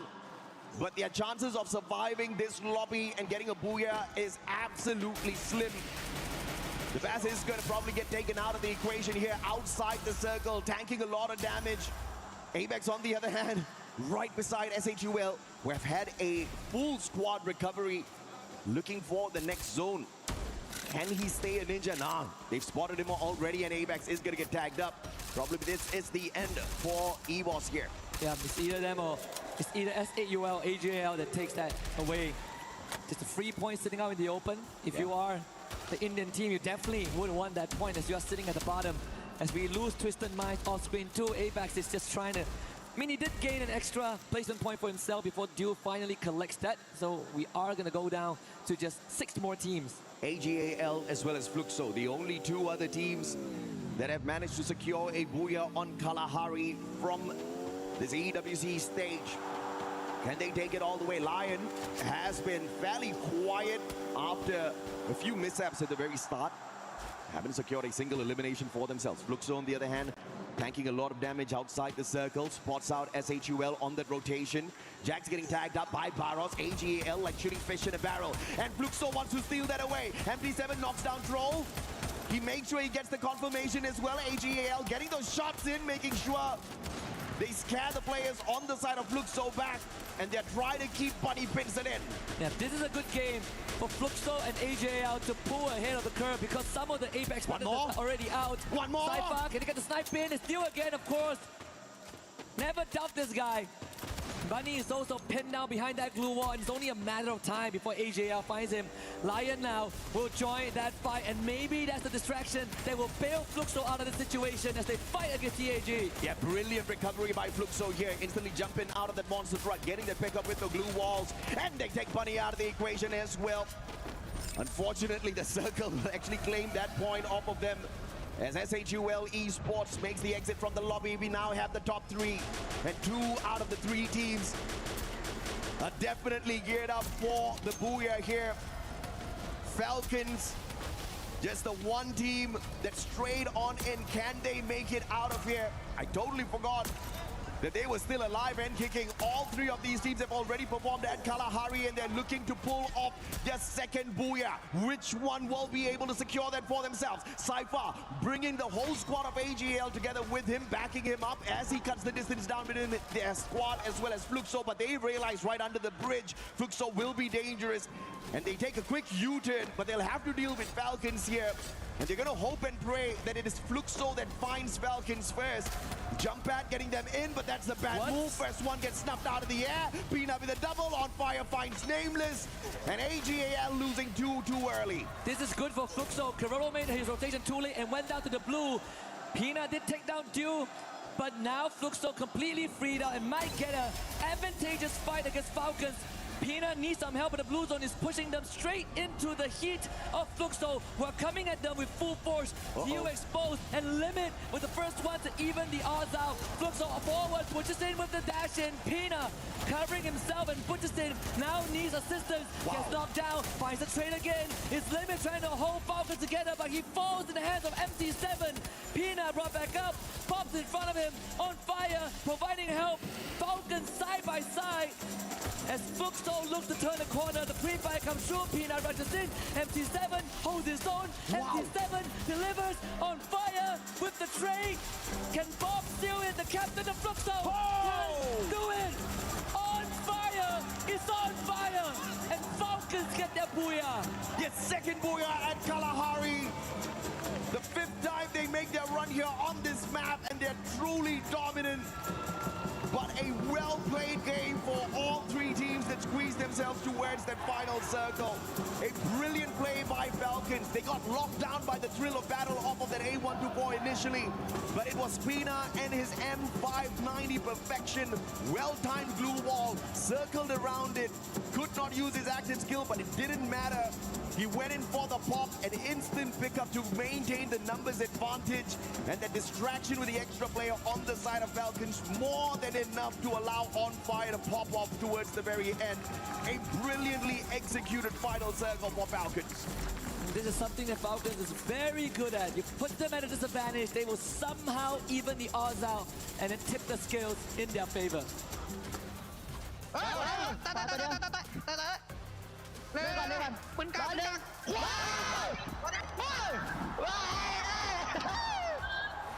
And you see the prioritization of the Diva there as well, and that's exactly what got them that instant pickup in such a dire situation. Without the focus on Diva, I think they would have been wiped out already, and that's exactly what makes these passive skills so important at a level like this, Sasuke. Absolutely, and because of that, Falcons get themselves 28 points from Kalahari, but Fluxo and AJL, they're not too far behind, right? 21 for Fluxo, 19 for AJL. These are the teams that actually needed these points the most, with BRU and Loud Snickers out of the equation early on, and now we should start seeing a bit of a separation from the top 6 and the bottom 6, because it's starting to look like it's a top-heavy game. A great recovery for Team Apex Gaming as well. India had a phenomenal run yesterday. First 2 matches, not really on their side. This is the game they wake up on, but SHUL still lagging behind a tad bit, but at the very least, not at the very bottom of this leaderboard for Kalahari. But on the overall leaderboard, I'm fairly sure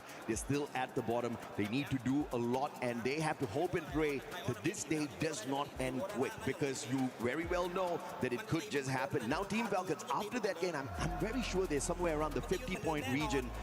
And if they give us exactly what they gave at the grand finals, the very first match was a 40-point bomber, they might just activate the champion rush condition or the match point in this very next game.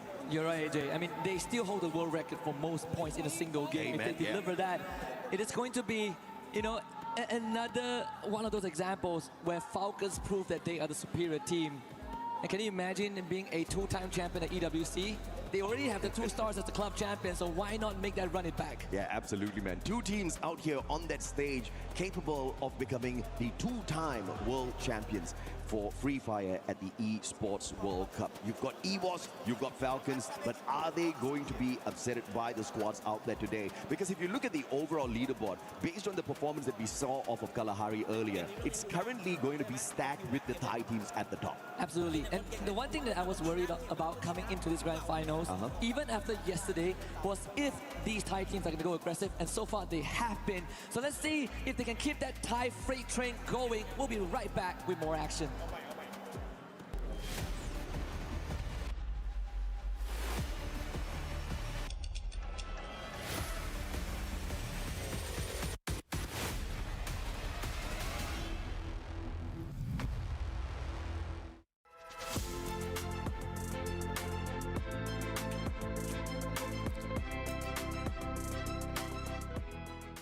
The human body was built to move, not trapped at a desk in one singular posture. The map lo India ఏడున్నదో చెప్పరా గదంతా ఇండియానే అది world map రా ఇండియాలో world ఉండదా ఏంది బావ ఇట్లా వచ్చిండ్రు రాజమ్మని అడిగినీకి వచ్చినాం. దాని దగ్గరే ఉంది అడగనికి. బేస్ వాయిస్ ఉందని బేస్లెస్ మాటలు మాట్లాడుకో. లవ్ చేసిన కానీ నన్ను దేకలే. నువ్వు వచ్చిన తర్వాత పగిలిపోయి నా గుండె రాతగా పెట్టుకుంటే నువ్వు మళ్ళా పగలగొట్టినావు.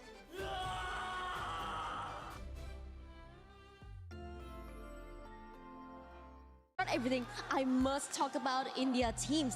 Alright, so I think that stepping into the finals, they are a little bit struggling, but look at TAG at the first beginning of the game 3.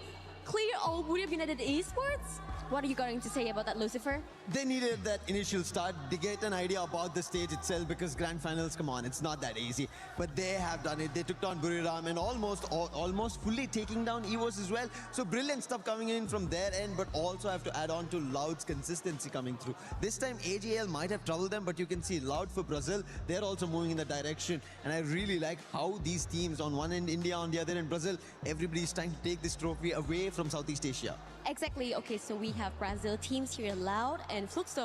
They are doing pretty great, right? But what is wrong with Loss? I just keep questioning myself during the 3 games past. Like, what is really wrong with them? Like, I don't really know what is happening to Loss. Like, have you got any idea?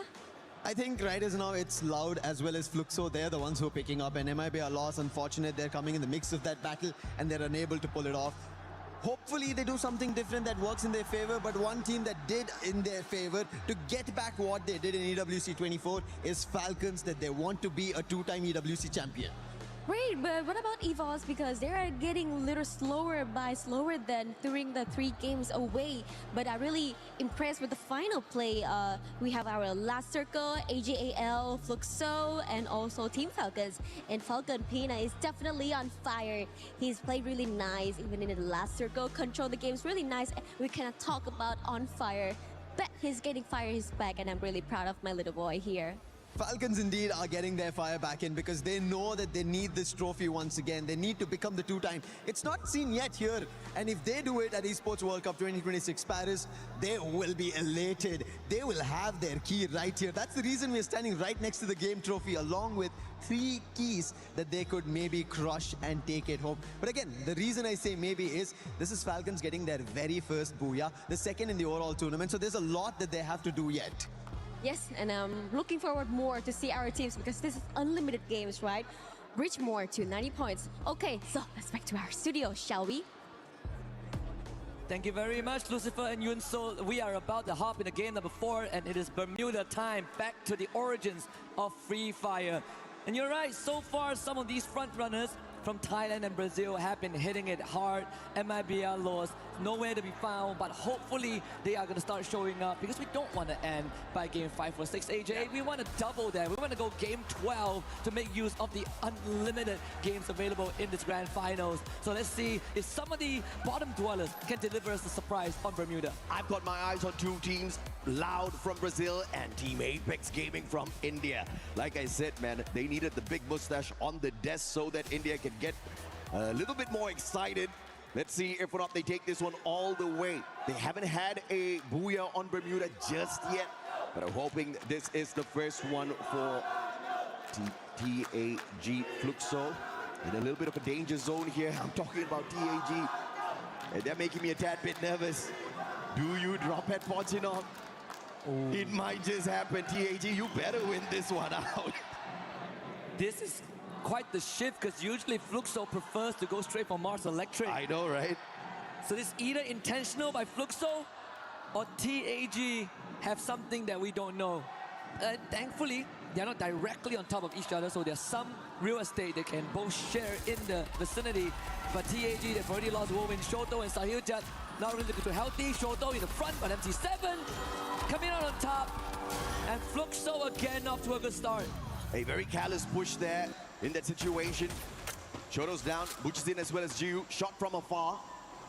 Didn't really get to see exactly who was that taking the shots up against them, but it doesn't matter. Katie God's on the way out of this sticky situation. And like a cowboy, he's riding away. No sunset, so I guess it doesn't matter. In this context, luckily there's no sunset. Nuh-uh. There will be an early exit for TAG. Hey, don't say that. I was waiting for them to come back. Same, man. I was hoping the same as well, right? And again, that's the concern that I did brought up, because I was expecting that, you know, the Thai teams, the experienced one, especially those that qualified directly into the grand finals and didn't have to play yesterday, they're going to come in hot, looking for eliminations to get that big lead. And that's exactly what happened in game one. You know, BRU did that, Twisted Minds did it in game two, Lao scored a booyah. So for the teams from India, this is probably the biggest pressure that they've ever faced. And under all these aggressions from the teams and how fast the lobby has been going, it is going to take a while for them to get used to it, and it better come fast. Yeah, looking at what Fluxo did here, they're definitely going in for the hunt onto Team Apex Gaming. They managed to take down Katie God, but that's not going to give them an extra advantage because the revival was already completed. The squad is on the way back in. So very intentional play, executed to perfection there by the Brazilian Giants. Fluxo getting 4 points off of TAG at the very get-go. Buriram, on the other hand, just 1 point claim so far. They send the UAV out. Can they find more? Well, TAG got lucky for just a little bit because they actually went to peak, and that's where Buriram usually spends a bit more time hanging around. So because Buriram moved to Bimasakti Strip, TAG actually gets a second chance in this lobby. Oh yeah. Not so lucky, not so sure about Los though, because they're about to run into BRU. Lion beelining towards where the boss is, and that could be some info the Twisted Minds can use, but I don't think they want to fight right now. They want to get those revives. Lion versus one player from the side of Twisted Minds. Bass is going to get caught in a tight little spot here. Joker with the M24, flanking around the right-hand side. Della pushing on forth. Spots out Bass. Joker gets the first shot in. Bass pulls up a good glue wall. He's going to be able to block the shots from Della. Grenade's not going to find him just yet. Bass has got the Drogon in hand, but Joker will RGS him out of the equation. And Troll from up top. SHUL trying to interfere in the situation, but the time turner is going to allow the Lions to pick their buddy up and find that recovery as well. An extra glue wall inside the time turner just in case they break it down. But just no aggression from the side of SHUL just yet with those shots. Limit is going to get tagged up here as well. And it is a battle that I did not expect to see the Thai Giants join. And this is now turning into a three-way fight. And SHUL might be able to get away as Lions now start shooting down the Falcons. Yeah, SHUL is the team that has info on both Falcons and Lion, and that's why they instantly backed off and leave Lion to be the Falcon problem instead of themselves. Limit just got picked back up, so Falcons didn't really have much time to pick themselves into shape. But there's still a trade between Lion and Falcons. Karoro finding Game King. That is the back broken on the Lion side. They no longer have the anchor, and Lion will be forced to split up. Brilliant play, brilliant counter by Falcons. Although they were in a tight little spot there, using the jump pad to see if they can pull away some numbers from that equation, intentionally or unintentionally help the Indian squad of SHUL survive. And the Lions didn't go in for the pressure since Falcons got a couple of numbers off of them as well. Now the Bears still under pressure. This time it's EVOS that finds him. And that's about it. What a turnaround. M1917 gets the knock. Can he get the confirmation? No, he gets a double! Can he get a triple? Locked down by the thrill of battle. The flank comes through from the back. Good glue wall. And he gets the elimination. The best, you monster. Absolutely insane play there. Hunted down by the entirety of EVOS and comes out with a 2-0 head-to-head so far. And the entire game, he has been alone. He has been isolated. And finally, Ray takes him out. But it did come at a cost for EVOS. They are forced to soft reset. Good anticipation for Ray there off of the VSK. Silejet in the vehicle. A disadvantage up against Strap, who has the Woodpecker. Katie God, and now they're all spread out on the battlefield. Twisted Minds right above on the revive. Don't tell me he's going to drop right in here. That might be the distraction that Team Apex Gaming is going to need. SHUL, on the other hand, up against Falcons. In this compound, Falcons have got the high ground advantage. Limit, Riptide Rhythm sent out already, so he's on cooldown for the active skills. Jack's going to be spotted out from afar. Pina quickly repositions towards the lower ground. They pulled out the Painted Refuge off of that Steppy earlier on, but no nades were sent from the side of Falcons. That could be the active wasted. It's a 2v2. Time Turner used a little prematurely. Nice. Pina gets caught out though. That's a big play, and Buddy with the Drogon goes in for the doozy. And the follow-up will put Falcons out of the equation. SHUL Esports still alive. Perfect stuff from Tro with the Car 98. and the cluster to set it up as well, completely scattering the front line of Falcons right into the crosshair of Troll. And TAG on the other hand, you wanted the Indian team to step up, AJ. I think they're granting your wish as they were chasing down isolated members as well. And this could put them in a good spot and give them more games in this finals. With Falcons removed, now it is Twisted Minds and Fluxo's chance to get ahead. Bharat Mata Ki Jai. That's the way, baby. But of course, it's not enough. They're still towards the bottom of the leaderboard. If they can climb up consistently, maybe get into the final circle, they stand a good chance. Man, the Bears is just having an unlucky run here in this Bermuda lobby. Tagged up again. Can he pull off a superstar play? This time it's Katie God with the M1917. The double revolvers up against the Bass, who does have the SMG in hand. The Bison, deadly. Katie God needs a sharp shot here. The Bass quickly finding the recovery off of the Superman and the backup from afar. Unfortunate. Exposi brought right back in here. Twisted Minds continuously on the revives now. Shoto needs to turn tails and get the heck out of there, because you've got two players on the side of Twisted Minds with a high ground advantage, and Diamond has the VSK. That's it. He tries to get away. Diamond, are you going to miss all of those shots, Shoto? One more. Some luck is keeping him alive, but finally taken down. Took too long for Diamond, but finally sorted that out. Longer than they needed. Exposi, he is running all the way from peak to join his teammates. Vovin is still up, but this vending machine is so far away. And Mill, I think that's where he's heading. We saw the Dinoculus being used earlier on, but it also could be from AJL to make sure that there's no team coming in from the eastern side. Yeah. SAUL have been duking it off with BRU for quite some time. Let's see if Bunny can come out on top. The blue wall all go down at the same time. Is Bunny against the captain and Jonah Besson.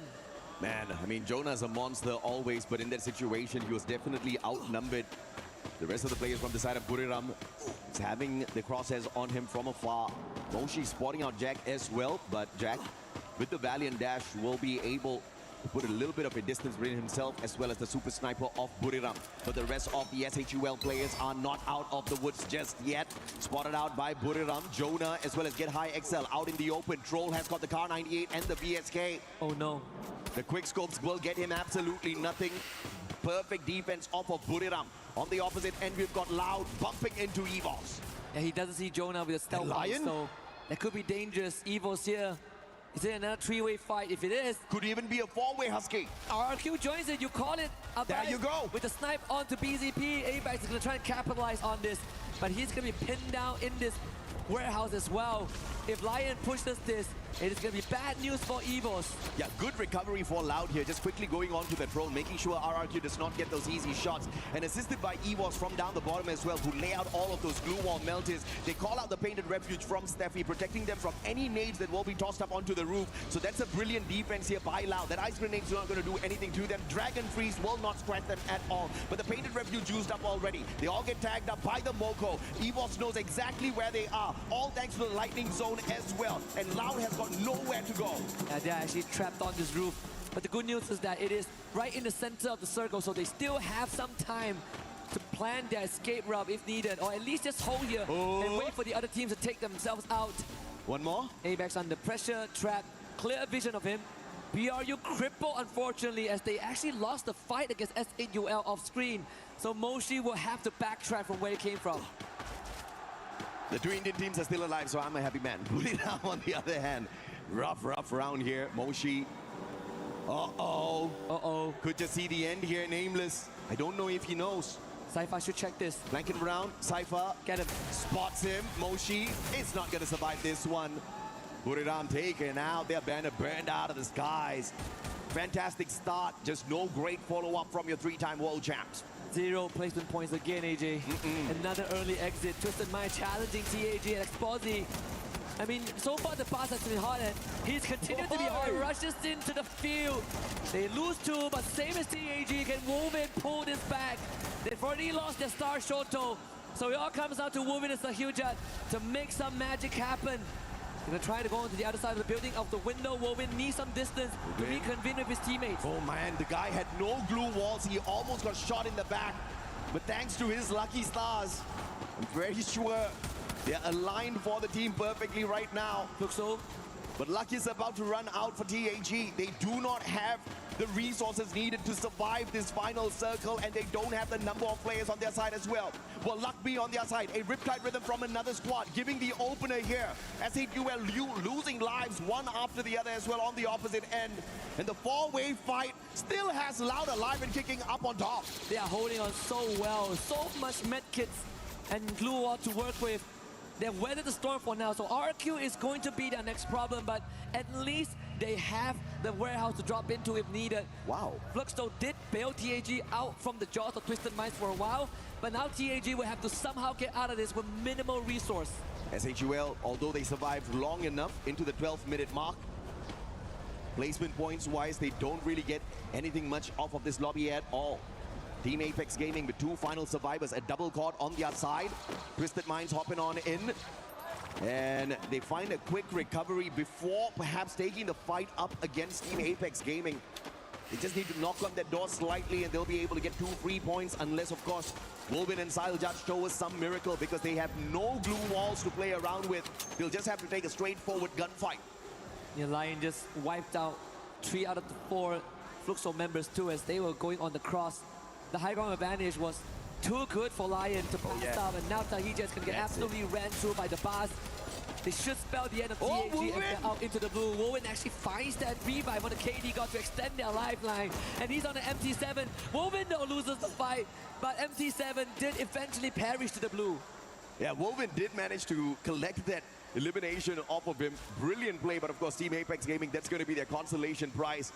They survived definitely much longer, but elimination points-wise, that's exactly where we see the big improvement coming through from the squad. But they need way more than that to climb a leaderboard in a massive lobby like this. Not their fault at all. On the survival stage, you didn't have these big boys. You didn't have these monsters prowling around. It's a tough lobby to say the least. Lions now rotating away from Twisted Minds. Fluxo versus RRQ, the big fight. Dude still alive and kicking, but lost. Doing a number on them, spotting out Rans. Circling around the glue wall, won't get clapped by the thrill of battle, and the A124 does RRQ in. The sniper of RRQ can't do much in this situation, tries to run away, prevented by Rigby. Easy points for MIBR, and that's the 4 that they pick up in this lobby. Good stuff. MIBR lost needed an intervention. They needed a way back into this finals, and I think they found that opening. Now it's about converting that into more. Lau still holding on strong. The next circle, let's see if it decides whether Lau gets to stay. Nope, out into the open we go. AJL, they are primary position to vulture all of these points from afar. And if AJL gets this booyah, they are going to be so close to 90 points. How long has Loud stayed on this roof? They have played their defense perfectly. Nobody has been able to punish them. Nobody has been able to kick them off. Now the blue zone will finally do the job, removing the Brazilian squad off of that roof. But the question is, how will they make their move in towards the next circle? Now Lightning Zone has been called out. It is not AGAL's bold maker. Potentially from MIBR, as they are looking to make their way a long journey towards the next zone. Glue wall melters laid out here by AGAL. General's going to be in a lot of trouble, but the shots, the cover from Yago allows him to make the quick rotation round, and MIBR still safe. The only way to really make this competitive is for Lost to get that booyah somehow. Allow wiping out Twisted Minds members. BZP hanging on by a thread. Now top back up. That's the quad and the 5th for BZP. Nix comes in as well. But Lion shows up and Della leads the charge. Games King also winning out his one against Guaksha. Lion not to be denied. Yeah, Lion steps on in right after that double nade from the side of Twisted Minds. Beautiful play. And of course, it is Lions that get the biggest slice of this pie through those points. Diamond still clapped by the thrill of battle. He can't use his active skills just yet. Goes in for the Superman right outside the zone. Tanking a lot of damage. Traps down on the ground. BZP needs to go in here for the pickup, and Games King can't find the final player. Diamond going in for the shutdown. Oh my goodness. A sliver of health left here for BZP.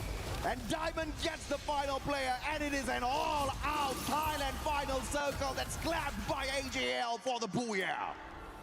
And they have now officially hit that critical mass. They are so close to 90 points. This booyah, I believe, paired with 11 11 eliminations puts them one good game away from the 90-point threshold. How sweet would that be? They came up a global finals clash squad victory, but it was something that people brushed aside because it's not Battle Royale, it's not the Holy Grail. But now the Holy Grail right in front of them is just one step away. Before this match, they were 33 points away. I wonder if or not they've managed to pull off a phenomenal run. I mean, if you look at it from the grand scheme of things, these three Thai squads, Team Falcons, Twisted Minds, AGAL, they didn't really go all out in the first game like what Buriram did. But right after that, you see the consistency out of these boys. And Falcons and Twisted Minds already with the Abuya earlier, and AGAL just picking one up for themselves as well. So if you look at it from the grand scheme of things, Southeast Asia doing phenomenally well out there. This has to feel like deja vu for BRU. This was exactly what happened back in Riyadh in 2025.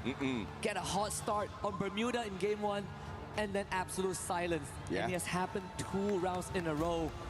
You gotta feel what the players are thinking. I think Wasana is starting to feel the stress as well. Hands on his head in game 3 and really just slumping back on the chair after game 4 ended.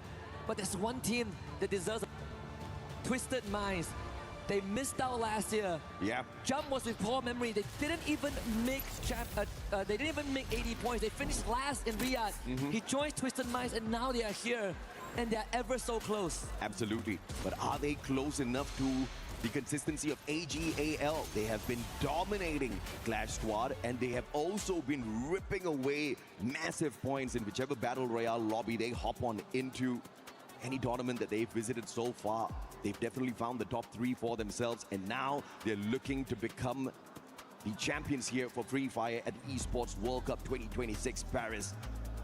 And they're not too far away from doing exactly that.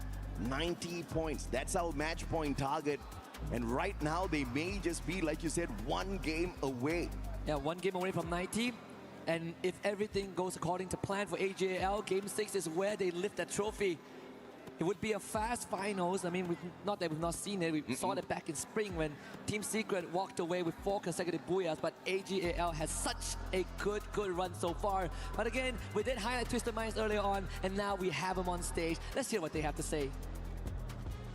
Welcome back to the main stage. My name is Barney Banks, and I've got Exposé here from Twisted Minds, playing absolutely out of their skin at this point. Exposé, I want to just quickly ask you, if we look back to groups, you guys would play relatively slowly and you would gain momentum throughout the day, and then obviously you'd end on a high, obviously winning your group. However, today you've come out really aggressive. Was that always the plan? ก็คำถามแรกนะฮะถ้าเกิดมองย้อนไปตอนกรุ๊ปสเตจเนี่ยฮะตอนนั้นเราเล่นกันแบบว่าค่อยๆไปเรื่อยๆแบบว่าไต่ขึ้นไปเรื่อยๆแบบเงียบๆจนสุดท้ายแล้วเนี่ยเราจบที่1ของกรุ๊ปสเตจเลยนะฮะแต่ว่าพอมารอบแกรนด์ไฟนอลเนี่ยฮะพวกเราฟอร์มของพวกเราออกไปทางร้อนแรงแล้วก็เอ็กซ์เซสซีฟค่อนข้างมากเลยเป็นยังไงบ้างฮะตอนนี้ก็ดีครับทีมได้ปั่นจักรยานไปหอไอเฟลครับก็เลยเล่นดีครับ Yeah, actually like the reason behind like our aggressive style is like because we got a chance to like ride a bicycle to the Eiffel Tower, so we have a lot of energy to play today. Because you rode a bicycle to the Eiffel Tower. That's pretty cool. Let's talk about the current situation that you're in right now on the leaderboard, okay? You're from one of the strongest regions coming into this, alongside the likes of Falcons, AGAL, yourselves as well, and of course, Buriram United Esports. How does it feel right now to be sitting, towards the top of the leaderboard, almost leading the charge? ก็ถ้าเกิดมองไปที่ลีดเดอร์บอร์ดตอนนี้นะฮะเทียบกับสกอร์ของทีมที่มาจากรีเจียนเรานะฮะไม่ว่าจะเป็นว่าฟาลคอนนะฮะบุรีรัมย์หรือไม่ก็ทีมอื่นสวิสเตอร์มายหรือว่าอื่นๆก็ตามนะฮะคะแนนของเราตอนนี้เนี่ยค่อนข้างโดดออกไปทีเดียวแล้วก็ตอนค่อนข้างสูงแล้วก็เกือบถึง90แล้วนะฮะรู้สึกไงบ้างครับก็รู้สึกดีแล้วครับทีมเล่นดีก็ฝากคนไทยเชียร์เยอะนะครับ Yeah, I'm very happy and very satisfied for the result of our performance, and hopefully like all the Thai fans and everyone around the world keep supporting them till the end. Well, finally, before I let you go, I just want to ask you what it would mean to you and your teammates and, of course, your community watching to lift this incredible trophy that you see before you. คำถามสุดท้ายนะฮะก็รู้สึกไงบ้างฮะแล้วก็คิดว่าแฟนๆจะรู้สึกไงบ้างในนาทีที่เราได้ยกถ้วยรางวัลนี้ขึ้นมาฮะก็ดีใจครับซ้อมมาเหนื่อยก็ถ้าทำได้ก็ดีครับ Yeah, very happy like because like we're going so hard for this year, like we're giving everything we got, and hopefully we can finally lift the trophy. Okay, well, Yeah, it shows. You guys are trying extremely hard. It shows. Congratulations on where you're on the leaderboard. If you guys lift that trophy, I'll ride a bicycle with you guys to the Eiffel Tower. And so with that being said, we're going to head back over to the studio before we come back with some more Free Fire action, baby.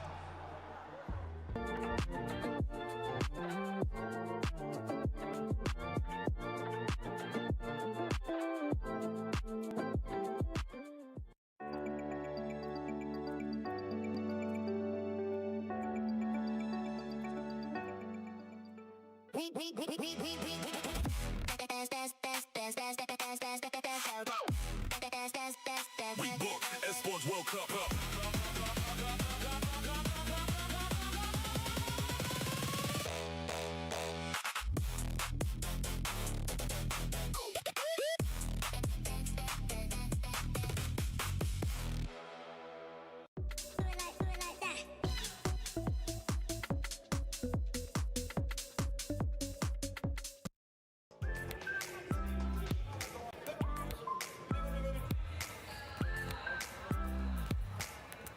Everybody, we are hanging out in the festival zone, and if you don't know what this is, we're going to walk you through it a little bit because you definitely want to check this out while you're hanging out at EWC 2026. This is going to be right next to the Free Fire station. You can see there's got some people playing in here already. There's the option for basketball or football, soccer if you're American, and you can come in here, play this all day, breaks between the games. It's the perfect thing to do to kind of switch things up as you're hanging out here. But there's also a ton of games that you can participate in. I don't know if you've been by the Free Fire stage lately, but the fans from Brazil for these teams are insane. We're talking musical instruments, drums, cheers, matching outfits, flags. Sometimes gotta take a little break. So make sure you come and check out the festival area to do exactly that.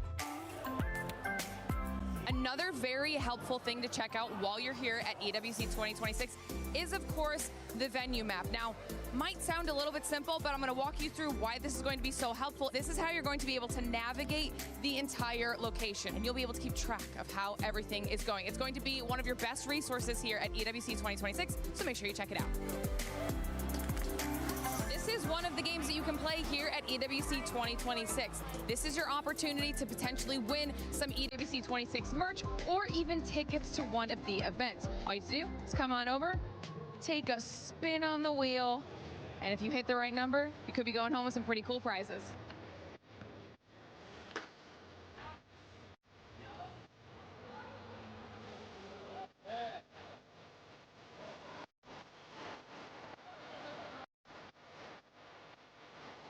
Now, of course, you know, we also have our super fan area. Now, this is going to be where you want to go if you are looking for those up close and personal interactions with some of your favorite players. You have to come here. You can get some photos with your favorite players. You can get them to autograph some of your EWC 26 merch. Are you having a good time here so far? Yes, really nice. And I'm so excited to be here. We're supporting Lion and Gandai.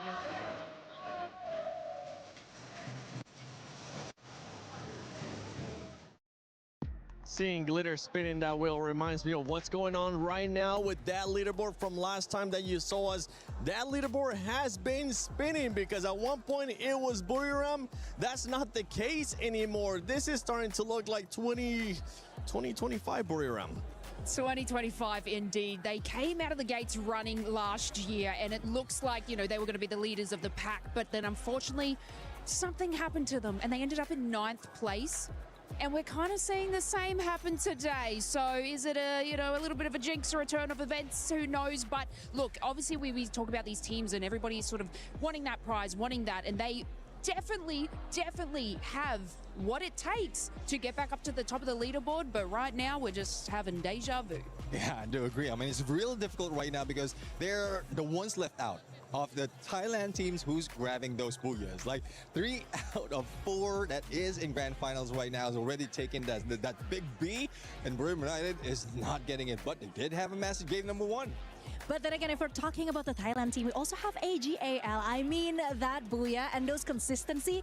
Game 1, 2, 4, they keep getting 11 elimination points. And I think that is the goal today. They're going to go aggressive, and they are surely locking up the points with that extra Booyah they just had on Game 4. Yeah, I wouldn't be surprised if we actually end up seeing them in that first place whenever we end up seeing the overall. But for everybody currently watching at home, even if your team is not performing that well, it's okay.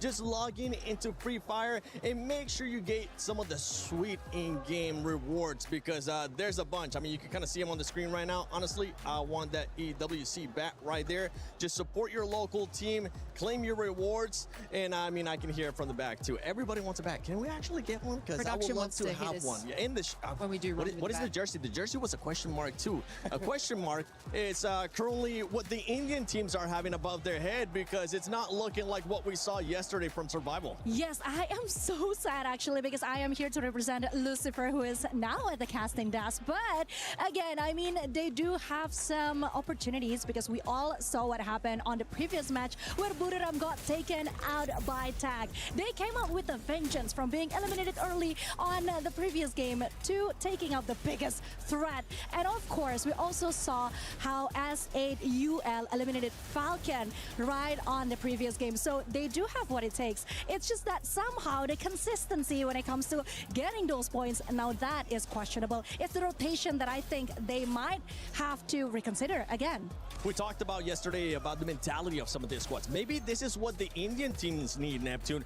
Taking those big fights against the top dogs little by little. And the thing right now, with the way that the leaderboard is set, whenever we get a chance to end up seeing it, you'll see how compact everything is as well. Oh, one thing that hopefully doesn't happen for them, despite of them taking down big dogs, is that ego. The ego wherein, yes, they're confident already to take down one, but falter the next match. And that is what happened for Team Apex Gaming, because yes, they did get one team earlier on match 3, but in match 4, it's Fluxo who did take them down. Yes, I mean, Tag were amazing. They were a beast on the survival stage. I still remember correctly on Game 3 where Shoto had 4 elimination on his own and 1,966 damage points with 7 assists. But looking at the overall ranking finals, this is interesting, 7. It is interesting. Team Falcons, a team that's currently challenging as well for the club championship, does have a Booyah. Just keep that in mind, because right now the top 4 teams, all of them do have a Booyah. Whenever we reach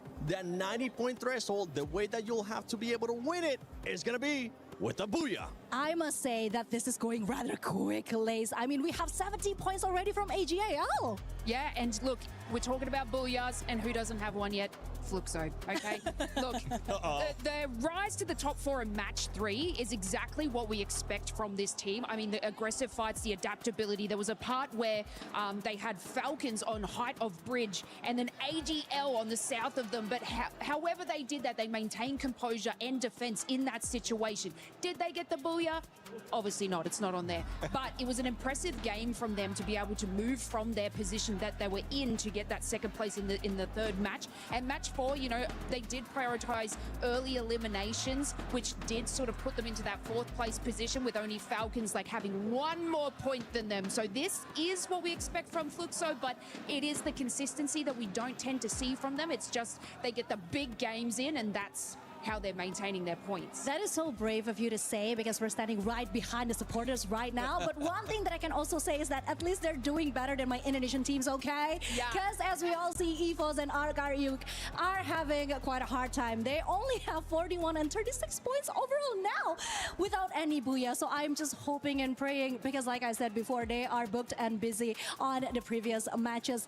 They somehow had the worst positioning of all time. This is just not their day. Yeah, I do agree, especially in that moment where Ma could have survived, like trying his best, but unfortunately, like he was just caught off guard. And that has been the same situation even in the regionals in Southeast Asia. So I thought he did manage to pull out of that, because there were some instances where even in a shotgun, he can battle it out. He can duke it out against a 1v1 and 1v2, but that is a different mode, a Clash Squad. In Battle Royale, I think they are just going back to their usual ways, and it's not working.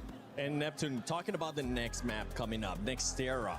I mean, we usually end up looking at some skills. We end up seeing some crazy stuff. What are you specifically going to be looking at for Nextera? Oh, this is where the teams will be farming all those eliminations, because despite of this is similar to the size of say Purgatory or Bermuda, we are seeing a lot of compounds in here. Most of the compounds is a hiding spot for those who's trying to survive, as well as the vending machine available. So this is where, in most cases in tournament, we get to see a lot of revives and then a lot of elimination as well.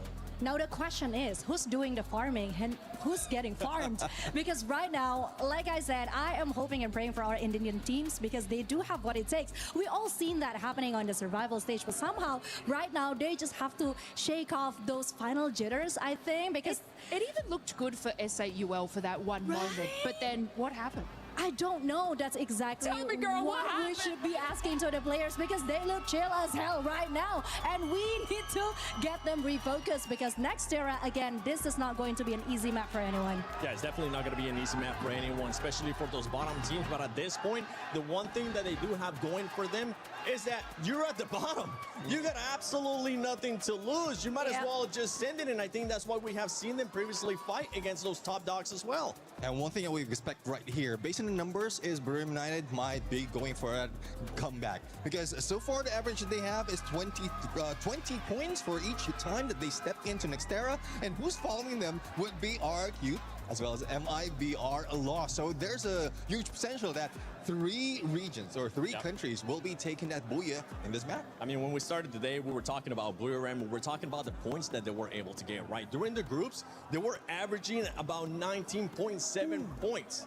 So far today, even though they had a great performance in game 1, they've only been 11, so a massive drop-off for that squad, Conchita. Yes, it is. But then again, if we take a look at the Booyah list, 3 out of the 4 Thailand teams has gotten it. So maybe it's just about time. Then again, Buriram United Esports, they were doing so well at the elimination points up until that time when they got eliminated early. So there's still hope for Buriram United Esports. I am keeping an eye out for them. And Nextera, once again, this is one of Wasana's favorite map, actually. He said it somewhere. I guess Buriram just don't want that World Series and then to back it up with the EWC 2026 trophy.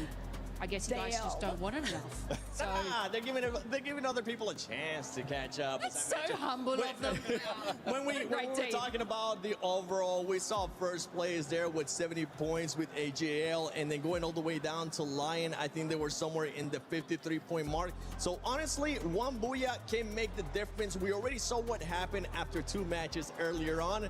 I can't wait to see what it's going to be looking like after these 2 matches, because if it's anything like what we just saw previously, it's going to be absolute madness. And you know what? I want to see that madness. I know you at home want to see that madness too. Let's send it to Nextera. Well, madness is exactly what we're going to be getting as we go into this map. AJ warned us that this map could possibly be match point, because of the possibilities of some of these teams popping off. Just now, Neptune already said 3 teams, BRU, MIBR Lost, as well as RRQ, have high potentials of going huge on this map. What do you think, Lucifer? I don't like it, Tash. Why? I went on the stage and was like, hey, this is the time that teams are trying to take it away from Southeast Asia. But look at it, as we are back towards our match number 5, 3 teams from Southeast Asia are ready to get to match point.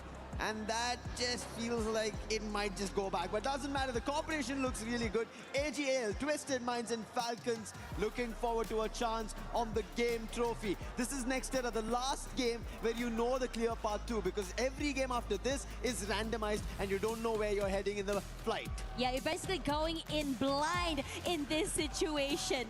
Again, there is high possibility of hitting that match point, but the question is which team will be able to clinch in that final Booyah to go home with the trophy and the championship title.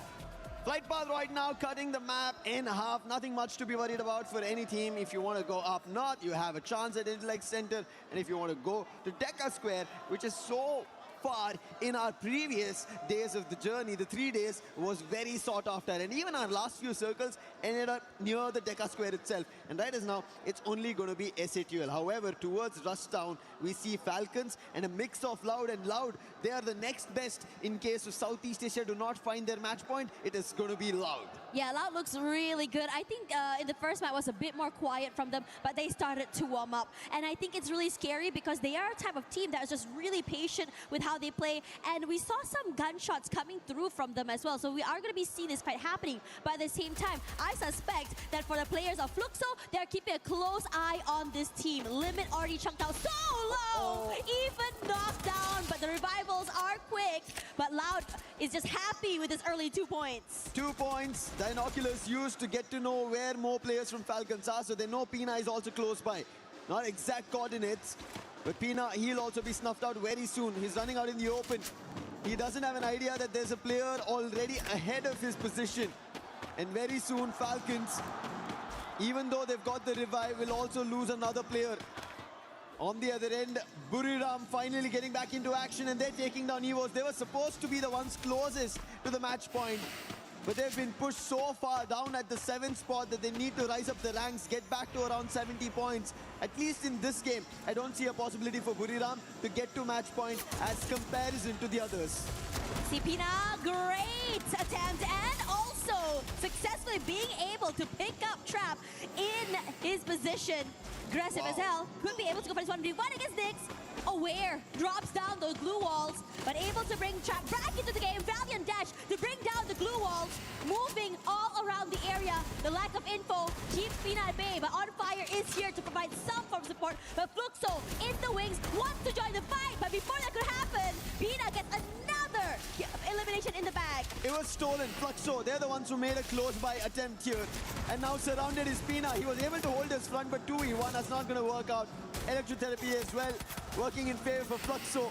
But Fluxo, they still have a challenge.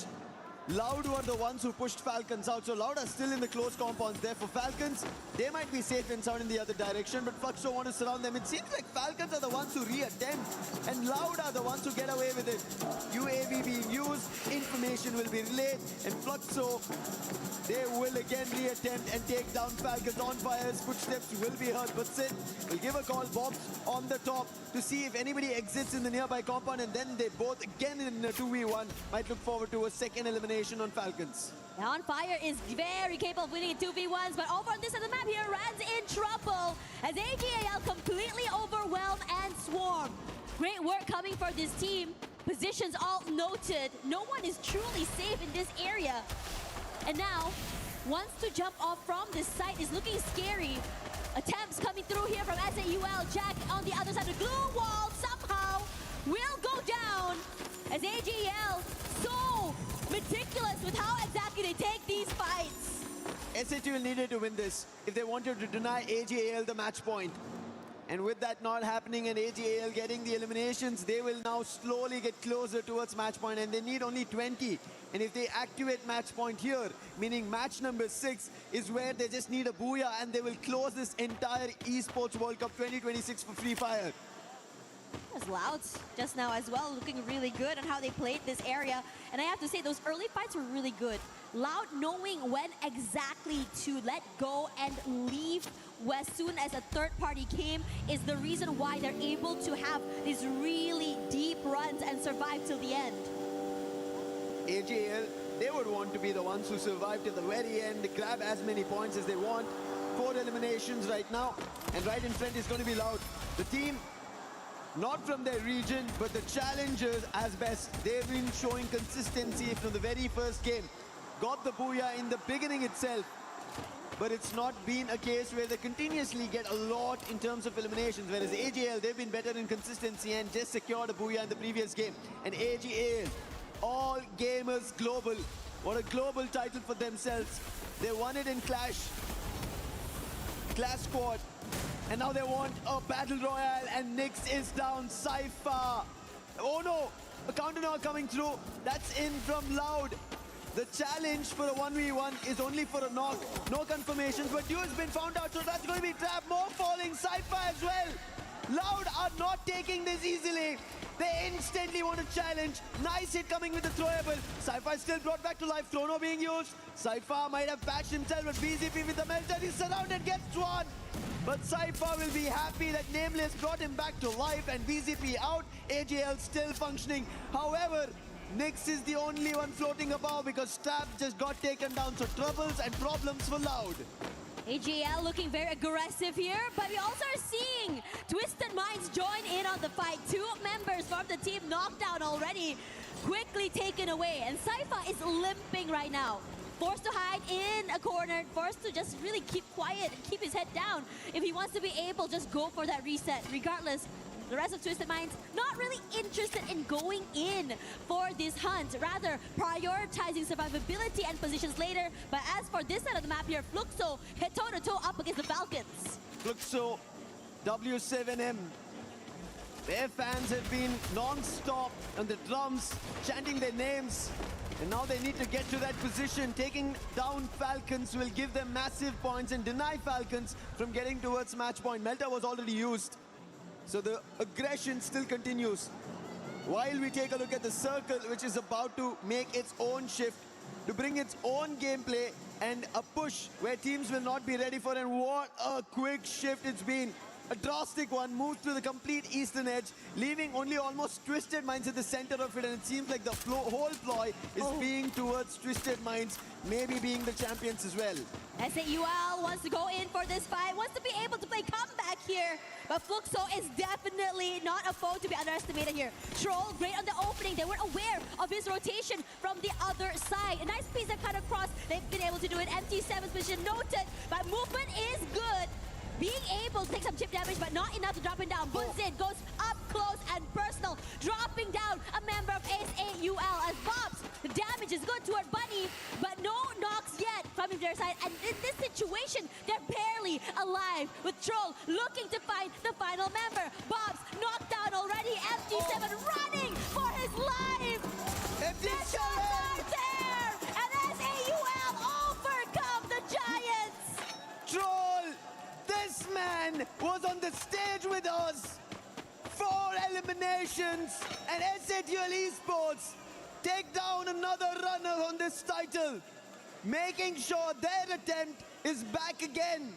Next era, this matchup is going to be crucial for every team that's making a comeback. So is Buriram. RRQ also need the points. But them all playing outside the zone means this could be an opportunity for the others who are inside the circle. And taking another opportunity is SHUL. Now it's Lion on a challenge. Noors down, Jack as well taken down over there. Della, he's the one who made the hit. Games Kings North, and for the time being quickly Della to recover and patch himself. Puts glue walls in the container. And Noor wanting to help his teammates, but he's going to be surrounded and he'll also be knocked. Completely overwhelmed. Lion doing great with the timing. And they've been very, very opportunistic throughout the entirety of today. And now, in this situation, a little bit more further out of the zone, but they do have the opportunity to get into the area, since the area on the northern side is fairly empty. The only team standing between them is just TAG.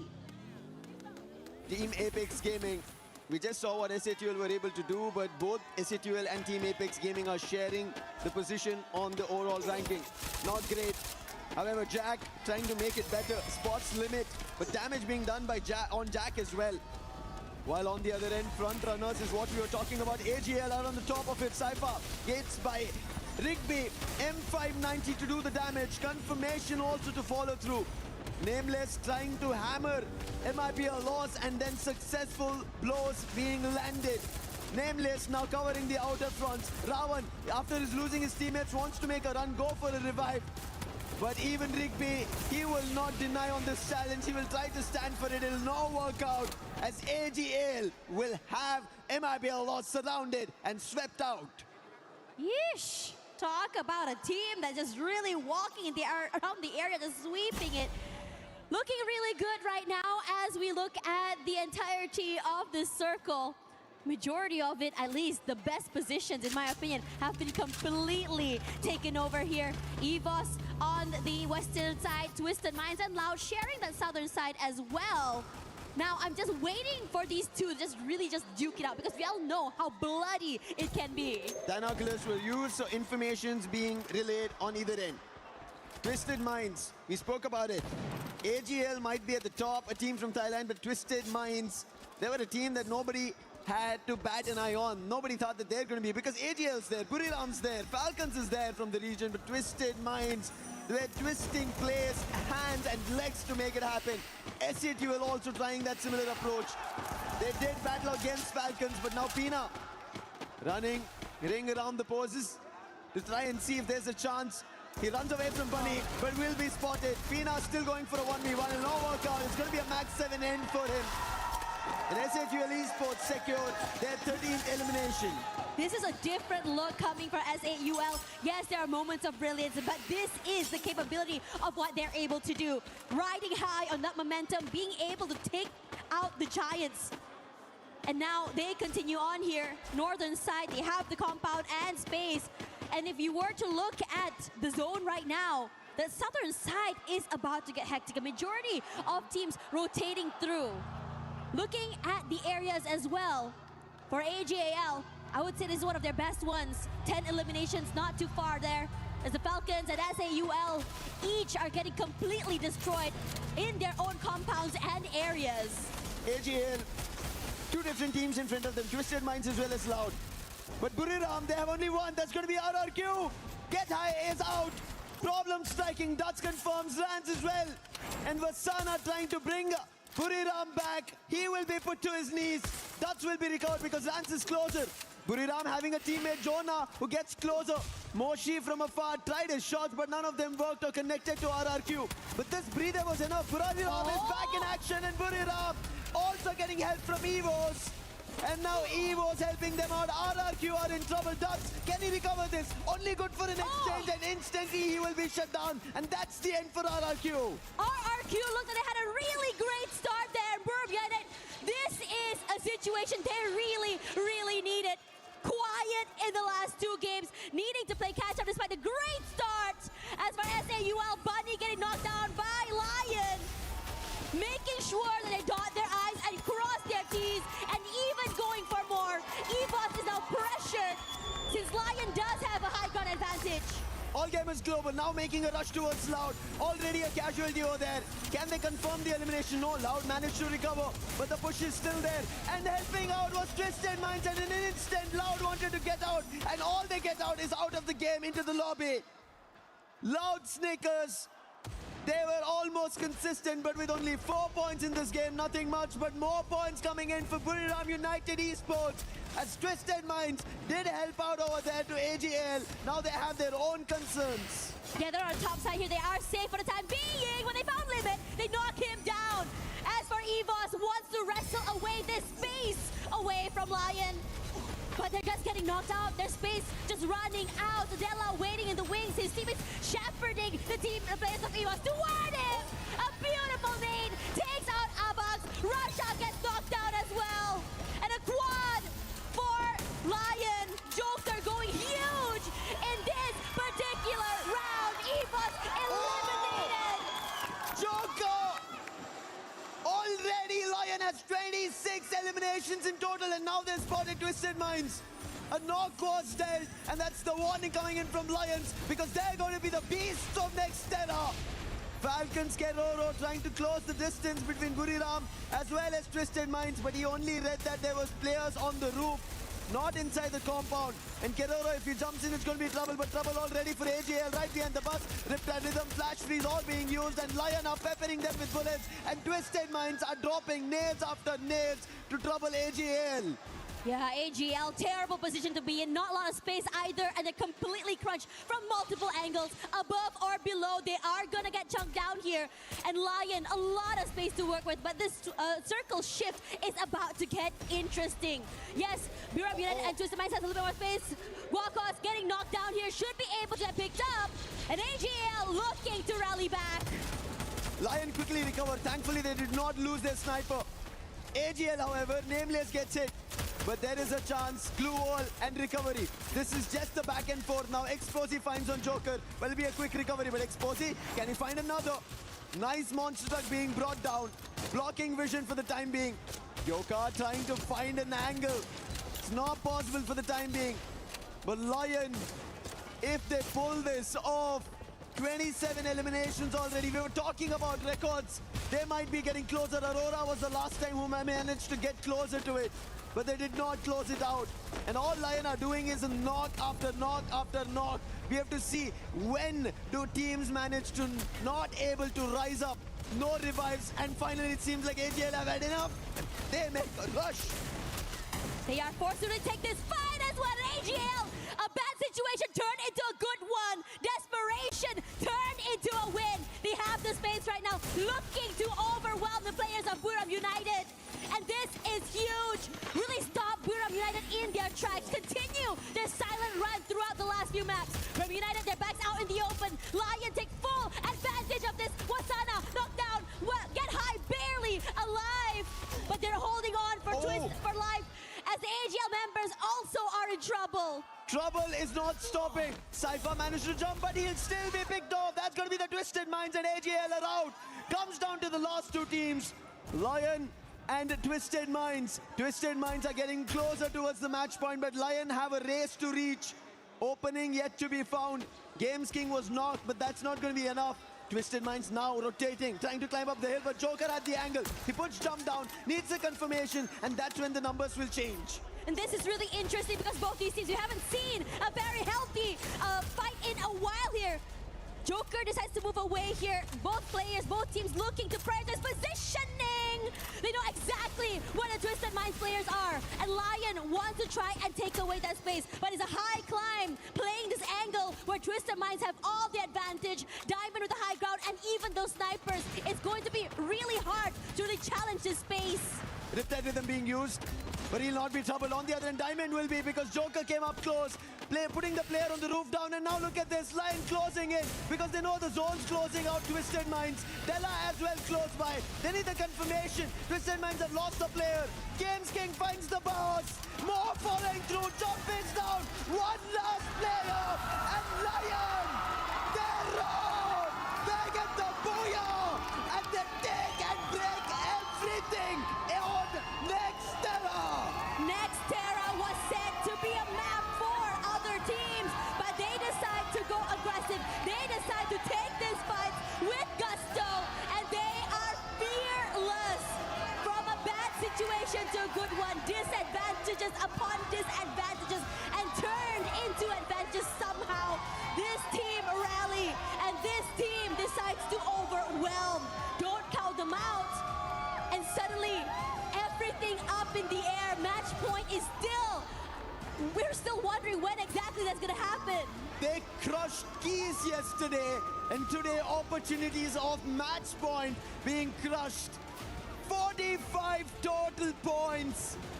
Lion break all the records that anybody thought could have been left as it is by Falcons, which was done.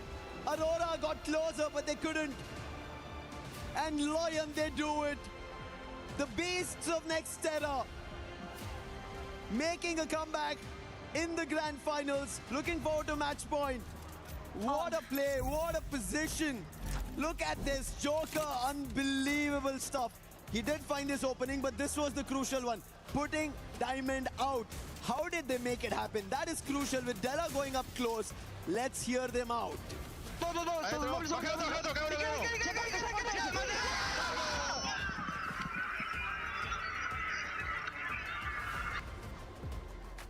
Crazy work coming from the zone. You could tell how much they wanted it. They were super, super hyped. Like as you mentioned, match point denial coming from this team. And if you were to see their record throughout this entirety of the week, they didn't really get activated up until later. We've seen moments of it, and now records are broken. And most importantly, what the heck was that ending? What was that indeed? I agree with you. But AGAL, they got 22 points, and now I'm afraid. It was 70 points before we started this game, and now that match 5's ended, I think they've made it to match point. The only team that have made it to match point. We'll take a look at it, but let's talk about the key players. We were talking, the highlight was entirely on Games King when we always spoke about Lion. Yes, in his region, when we were seeing their games, it was, yes, him, the MVP, finding eliminations, but when it was necessary, the whole team stepped up, except for his name. Everybody else was there. That tells you when Games King could play his own game, and on top of it, Joker as the sniper. Oh my God.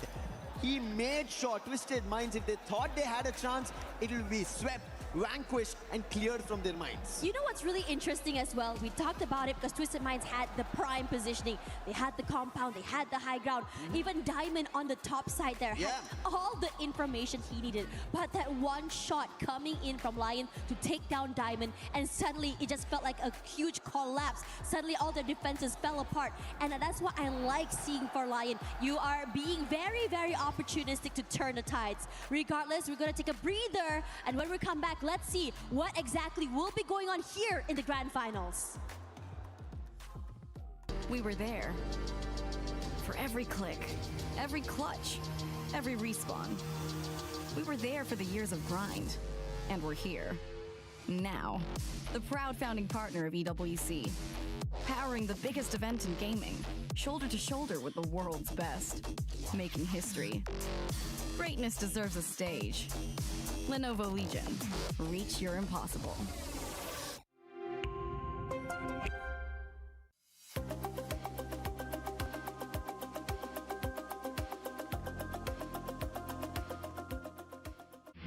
A lot of people are haunted by their past. I'm inspired by it. They're not just playing for themselves, they're really playing for their entire family. They have defeated their demons! They have crushed the curse! Everyone, the match point has started. We have two teams activated the champion rush. Lion and AGAL with very impressive points, 89 and 82. That is amazing indeed. I mean, just take a look at that last game. Lion, they totally won our heart over. They had it really hard against Twisted. Twisted had the better position, but they were quick. That they were super fast. A booyah, first booyah for Lion today, and they got 33 elimination points in just one game. They were struggling at the beginning, but 33 elimination points is huge, Yunso. The youth energy is getting fired up right here, and I want to talk about Joker. He is such a nice sniper. Wait, getting himself 11 eliminations point is amazing. Very incredible, right? Super love that guy, actually.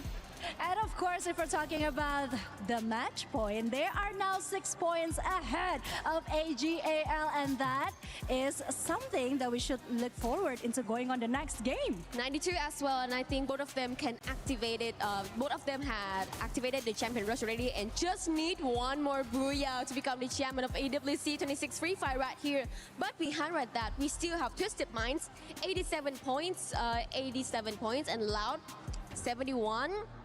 Yeah, Pretty and that close. is amazing. And you just saw what happened in the green room. You just saw our reaction because that game, that match was just intense. But now we are surely having high hopes for Lion and hoping the other could catch up to them, because this is what they show exactly at the survival stage. I mean, technically, Lion was also one of the very first team who got the booyah during the group stage, right? So we all know that they do have what it takes to be the champion.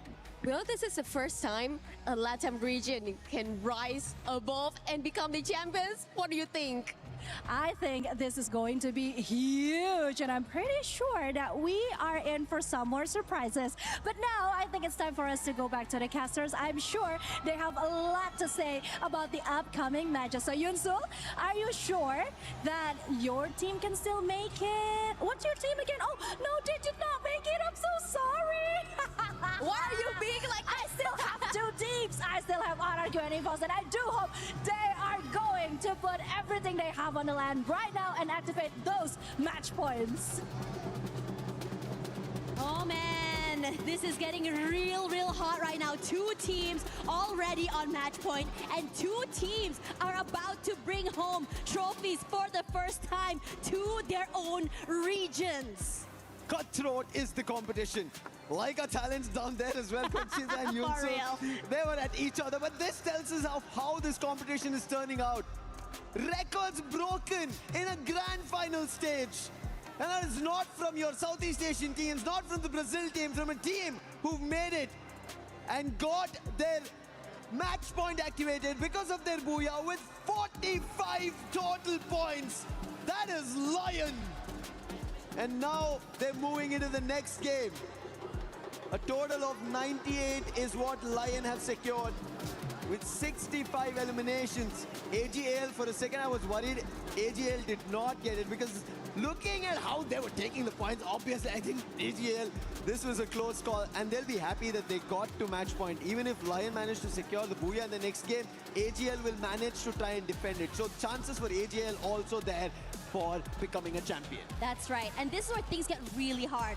Getting the match point is not the hard part. Getting that Booyah, however, is. It's as though you're putting a big, I would say, target on your back. And it's as though you have to have that mental to make it all the way to the end. Playing slow, is that an option? Maybe. But will other teams allow you to do that? Not sure, as the flight path, as we see a little southern favor just above Santa Catarina and ending at Mammoth. But still, teams manage to traverse. But one team traversing into a battle directly is going to be EVOS and MIB loss. Buriram and Tag once again happening. It seems like whenever it's Kalahari, it's time to start off with battles from the very beginning.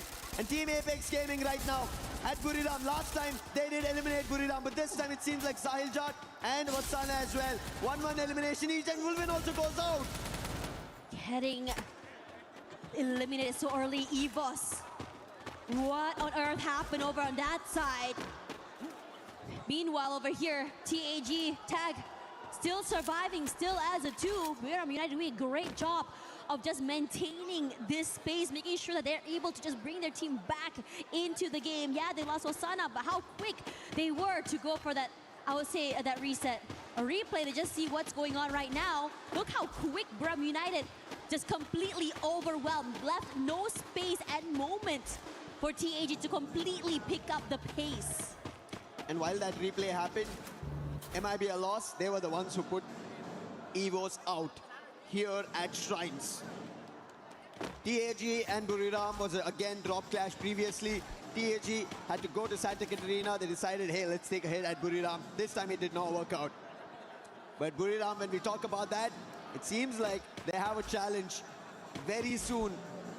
Lion, who just broke the EWC record, are now going towards Stone Ridge. AGL on the other end, they better be wary about it. If they don't read into this, if they're not ready into fights, and if they end up losing players, yes, not a team elimination, I hope. Players still is okay, but they have to be worried as Buriram get hit by Lion, and the battle strikes off. Get High is down. Games King confirms it. Trying to close the distance, Jonah. Can he hold it off? Yes, he does, but Games King is there as a backup. What do you do against these beasts of Free Fire? Buriram United, in this situation, possibly not only bit more than they can chew, they were also completely tunnel visioned, unaware of the positioning, the layering of how the Lion players have placed themselves. Now we move over to the Falcons, just side by side to the players of TAG. And this is interesting because usually for the Falcons, it's all about going aggressive here. They go do that against Trap, quick to find him. But the rest of Loud, very, very comfortable on the other end, able to move away. I think it was just Loud trying to scope out for information, and Trap just got spotted out without knowing that players were behind him. But one more team right behind Falcons is this time Team Apex Gaming, who just made a recovery. But look at Pino's jump, oh my god! Shoto instantly put down and getting on to follow up. Falcons, they're the ones who are flying and clipping the wings over the Saljat position compromise. Riptide also used, and he will also be brought down to his knees. Wolvin, he did manage to recover the team, but he will not be able to recover even a single elimination against Falcons. Falcons look really good right now, much more like themselves. They're just moving around the area and the map and just really taking fights against every single team they cross. But definitely, I have to say, Lucifer, this map is definitely a lot more slower than the first few maps today. Everyone's so cautious. No one wants to give any opportunity. Bound to happen. Two teams have match point. If you mess up, one of those two teams will become champions. Crush your keys, put it in their trophy, and for the entire year, will be reigning kings of Free Fire. And you do not want that. That is the reason the teams who are the closest, Twisted Minds as well as Loud, they want a recovery. But Tag, they are not finding any recovery at all today. It's like a marathon of just recoveries for them. Revive, and revive. Nothing on the elimination front. Fluxo, the crowd's so loud for them, giving them that energy, and Diamond will be the first one to get knocked down here quickly. 1 point in the bag here. MT7 does find one of their own, but they are going to be rallied back. Because you do have Twisted Minds here that you still want to play. Jump, knocked out already. 2 eliminations for Fluxo. A first step, too many for it to climb up the ladder. Bit more quiet for the rest of the day since they did manage to get one big game earlier. Twisted Minds, thankfully they got away. They are 3 points away from match point. If they don't get there in this game, they have to only hope that AGL and Lion, they don't win out. And thankfully, Falcons are trying to deny, but Games King says no once again. He's going insane right now. Gerolo, his confirmation comes through. And now Lion are quick to check and pounce upon if there are more Falcon players here. Now for AGAL, also up here, ready for that trophy. But Lost looking to just really shut them down, not able to do so with General. Going to get knocked down here. Rigby tries to at least trade, can't do so. Blocked out by those glue walls. And quick to reposition. The first elimination in the bag. But for Made in Brazil Lost, you see Yago pressuring Barros, forced to move away. He barely survived that encounter. And now AJAL not able to overcome. So what they're going to do here is they're going to try at least hold on their positions, try to isolate Yago, be aware of where everyone is, but they cannot get any more eliminations. AGL do not even want that. They just want a booyah. Even Lion. But Lion are still pouncing upon opponents, taking them down. They have 6 eliminations already. Just did lose out a player. And that's due to the launch pad they took, but that's still okay. However, they have a hit list on them for the next 1 minute. The position to the team who activated the hit list will be pinged. And they have to be wary about it. And that is going to be the Falcons. Initially, Lions did take them down, but Falcons, I think, want to fly and swoop down, put their beaks into the Falcons, and take that beast away. It's going to be really fun how it's going to go. Lion, you know, I would have surprised. I thought they would have changed up the way they play coming into this particular game. But for them, they're saying, no, let's just play our game. Let's continue our momentum and how we move. In this situation here, we just talked about Lion. Squawka is already getting knocked out. Now for Twisted Minds, an idea on exactly how it's going to go. Look at this map here, this area toward the sub. No one really around, so Fluxo, they can become the gatekeepers. They want to know. Twisted Minds knows exactly where MT7 is. Takes a lot of damage already. Will tie by a bit more time. The long-range weapons that MT7 has is lethal in his hands. Exposy is getting shot back in return. And both these teams temporarily on a stalemate. Exposy, the glue wall falls, takes quite a bit of damage, forced to reposition, but able to put another one down. The electrotherapy will give a bit of space. Not for long. Teammate knocked down. The bat is here as well. MT7 going to be completely overwhelmed here. Tries his best to at least steal away a pickoff. Not going to be able to do so. But still, Gio decides to join in on this fight. There's more from Fluxo. There are chances that Fluxo can take a hit, but it seems like there's been a call made to retreat. Do not continue this fight, because if they keep giving eliminations to Twisted Minds, that is them going to be activating match point. And Twisted Minds, their chase doesn't work in their favor. They almost were about to lose 2 players. They did lose 1. But instantly knowing that Fluxo is close by, they decide not to continue that fight with this disadvantage. Gotta take this slow, you gotta be very, very safe. But the very least here, for you and the rest of Fluxo, they can be the ones to keep Twisted Minds out of the zone. But if you take too long, the Lions are going to go on a hunt. And Lion is now here. Their strategy of going completely aggressive, taking fights left, right, and center has been going very, very well for them. Twisted Minds, only one elimination, meaning they will jump to 88. They need more players to be at least eliminated. 10 in the lobby. If a team gets eliminated, they bring it down to around 8, they'll start getting placement points and they might make those 3 points. But this is how pressure works, especially in the finals. You know, with match point under threat, if you don't activate it, somebody else activates it, and then the booyah to follow is the game being closed for Free Fire. And that is why Twisted Minds are also along the same line of how we are seeing AGL trying to play safe and secure some of those eliminations, those points. The position coming in from Lion, instead of just going in for this fight, decides to prioritize positioning, and it's good. They got a compound, and most importantly, a bit more advantage to the players of Twisted Minds and even Fluxo. To see Buram United still out there in the open, we thought the last map would be a change in pace for this particular team since it's very, very quiet. But we haven't seen more from them on this map either. But Twisted Minds, they're also unable to see a lot.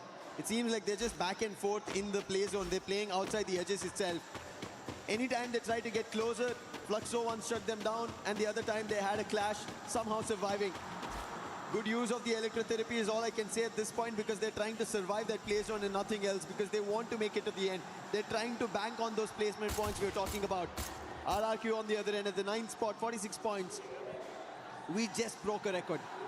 45 total points. Why not them trying their hand at it? Because we know RRQ have that potential. They do. It's just that they miss out when it's time to close. So RRQ can always stage their very own comeback. In this situation as well, AGAL, like you mentioned, fairly quiet, but this era to our refinery could be good for them. Going in from these long-range picks, being able to catch people, any team in the midst of rotation. I'm surprised to see refinery so empty. AGAL, right? They're having a ball of a time there. And if that continues, they can see command posts right down. And that is where the circle is. But the fights are still going on here with the Made in Brazil Loss getting that first pick off here. But General will be the one that's faded out there. But you can't count Yago out, putting in that damage. But the Falcons, we're so ready for Rigby's jump shot. Triple elimination for him. Aggressive as heck, and another step forward to their own match point.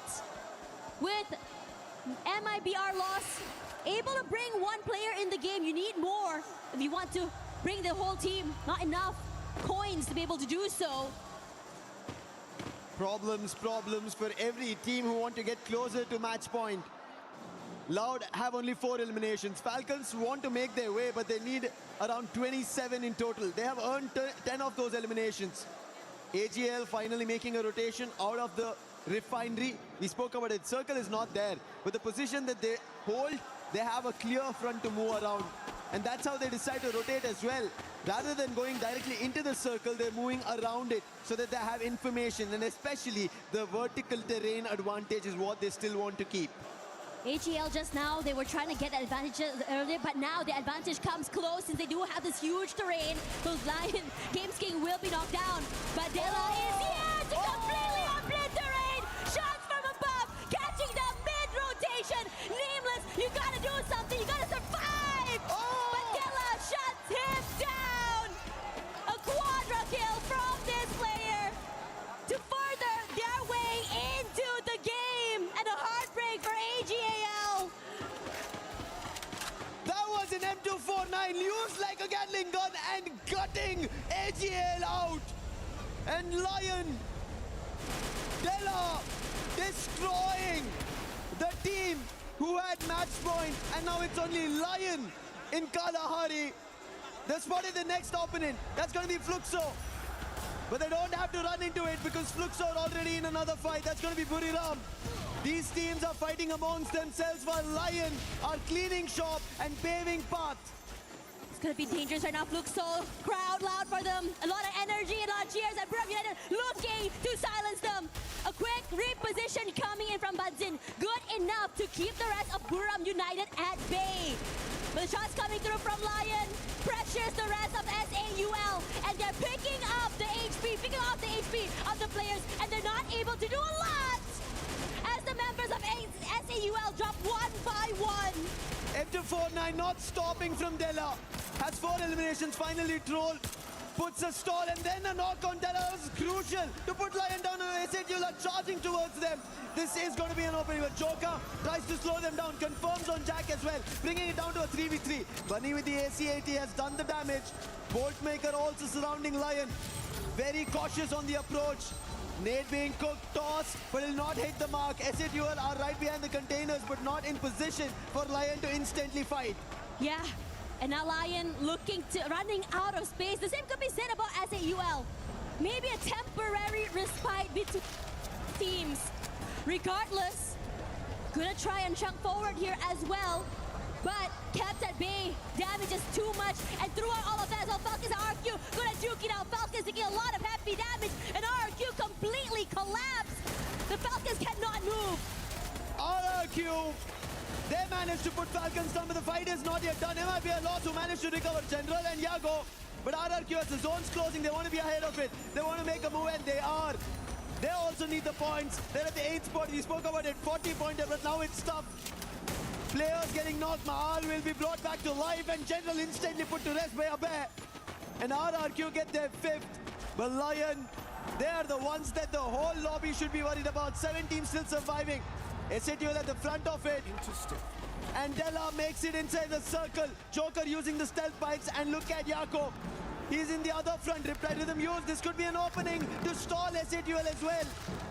Could be really good. RQ is now out, but for the Lions, they are catching SAUL mid-rotation.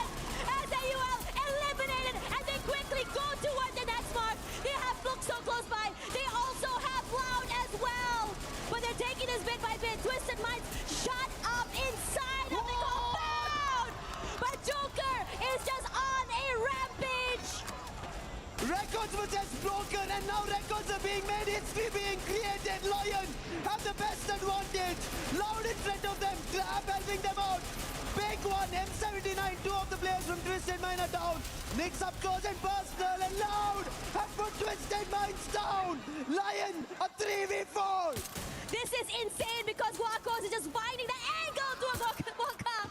Not able to land those shots. Taking his time, but the Knights have a nice crossfire, and Loud completely surrounded. Cannot really move these two teams. Loud especially wants to stop Lion from being able to end this tournament. Trap stuck in the corner. Lion playing at a disadvantage with 1 player less. Joker taking his time. Trap is the one who made it possible. Now Trap has to be the one to put Lion down as well. But Lion, Joker, the man who became the MVP, he has to hold this off. Nice chrono, player being revived. Nix making a jump. Can he do the damage? 2 of the players from Loud have gotten closer, doing the damage. Run being done from Della. He right now is not pulling the M249 up because he knows the number disadvantage in Nix. He finds the opening. Loud are stopping this from happening, and Nix and BCP, they stop Lion, stop them, and bring it back to Brazil. They are not allowing this tournament to end. You are not going home with that trophy. Must be frustrating, must be a heartbreak. You're so close, you're already there. The booyah right at the tips of your fingers. That could have been history in Esports World Cup 2026 in Paris. There have been a lot of firsts that happen on this stage. And Lion, just by a sliver, missed this chance. But look at Loud, their execution. Trap, he started it all with the M79, using the launchers, denying everybody from getting closer. Twisted Minds getting shattered within the compound. And then Nix and BZP together for the final hit, and make sure that the game trophy is still standing there and no keys are yet crushed. I have to say, losing that 1 player advantage was just too much to deal with.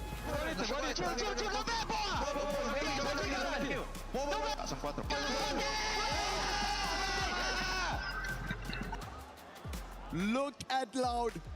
That's a Loud reaction. The way they managed to hold this off. Trap. Yes, you have done magic. You have done the almighty as of now. That's what you pulled off over there. Otherwise, Lion, they were about to be the beasts of EWC 26 Paris Free Fire. Unbelievable, a back-to-back booyah to just close it off, close the stage. But Loud say that no, not yet. We are here.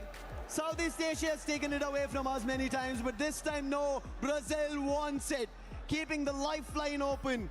And Loud will strike this hammer for the game number 7, our match 7, which is gonna happen next. But what a game this was.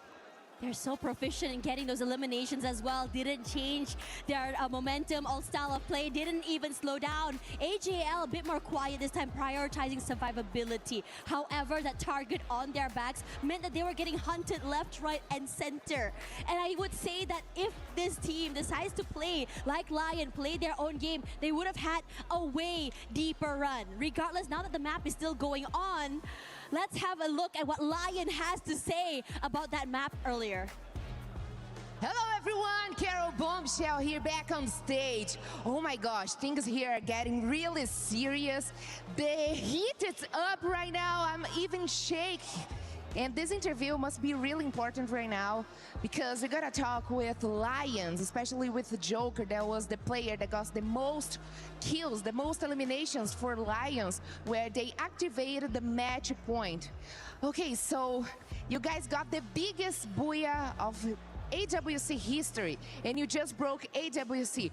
Point record kill and record everything. How did you feel after that incredible game? Acaban de conseguir uno de los boyas más importantes en este torneo. Han roto todos los récords. ¿Cómo te sentiste en ese momento? ¿Cómo te sientes ahora? Nada, la verdad que bastante emocionado. Al fin y al cabo yo creo que no hay mucha sensación porque seguimos todavía compitiendo, todavía no ha acabado nada. Yo creo que hasta el momento no estamos dimensionando lo que estamos haciendo, simplemente estamos queriendo salir campeones y estamos jugando para eso. We're really excited, but we are not really feeling right now because we're still competing. So there's nothing to feel yet. We are just focused on getting the win and being champions. Probably that's a good mindset for right now. You are now making history for Latam at this event at EWC, the World Champions. And you are past the point and become champions. How does it feel to be so close to making history here? Estás haciendo historia para Latinoamérica, estás en el punto en el cual ya pueden ser campeones. ¿Cómo se siente estar en estos momentos a un paso de ser campeón?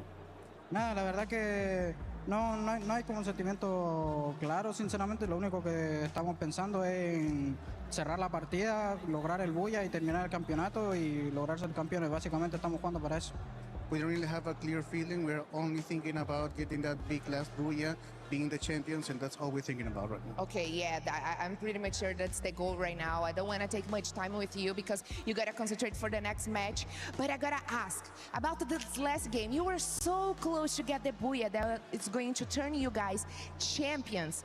What happened? Can you share some thoughts about this last game, this end game against Loud? Hablando sobre la última partida, estuvieron muy cerca de convertirse en campeones. ¿Te puedes contar qué estaba pasando por sus cabezas en ese momento? ¿Cómo se sintió? La verdad que en el momento simplemente era un 3 versus 4. Pensamos que había otro equipo que eran de diferente, entonces hubo como ahí como que chocamos en la comunicación. Pero nada, de hecho en el momento no simplemente era como de tratar de ganar, entonces no había como algo tan específico, simplemente estamos jugando para ganar y ya está. We were 3 against 4, and we thought it was a different team, so we had a little bit of miscommunications in our comms, and we just didn't play it right, but what happened happened. Perfect. All right, so for us to finish our interview, I just would like to make one last question. What do you have to say for those who doubt about the Latam teams, who said that the Latam teams was way below here in Free Fire? ¿Qué le quiere decir a las personas que decían que los equipos de Latam estaban muy por debajo en el nivel acá en Free Fire? Nada, yo creo que en general por los resultados es muy fácil hablar, ya que al fin y al cabo no están compitiendo en ese sentido. O sea, desde afuera creo que es muy fácil opinar y decir todo ese tipo de cosas, pero nada, estando dentro, yo creo que pasaban muchas cosas capaz como en los equipos, capaz internamente, no sé, la verdad no sabría qué opinar ante eso, pero lo que sí sé es que en la TAM nunca hubo diferencia de nivel o estuvo bajo de nivel. De hecho, yo creo que en Latinoamérica todos sabemos que el nivel alto que teníamos y que podríamos llegar a ser campeones, pero simplemente las cosas no se daban. Y ahora tampoco se podría decir que se podría llegar a dar, porque hasta el momento yo creo que es mejor terminar el campeonato y después salir a hablar. I think it's really easy to talk when nothing has happened yet, only based on some results.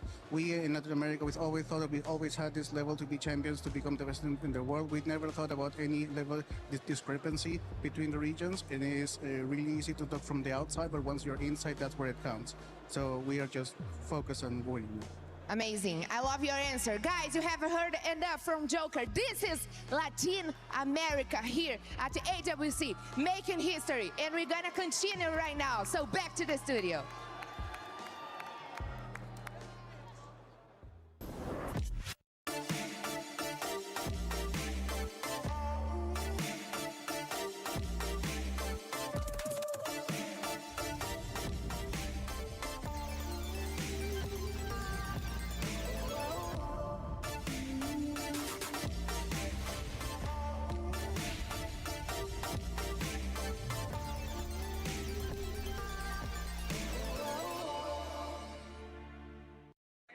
And I'm back, and guess where am I right now? Of course, I am in the crowd, and I'm back in the super fan zone of RRQ Kazoo. Yeah! Indonesia, make some noise! Let's go! Wow, I can see you guys are very proud to be here. We know Indonesia already got a title, but not for RRQ yet. So what that would mean, RRQ win today? It's gonna be our proudest thing maybe in this year, because we're rooting for RRQ to win again in the FPS game. Yeah, amazing. So we all know that you guys have the Free Fire World Series in Southeast Asia, and you compete among most of the teams here. So which is the toughest team for RRQ to face today?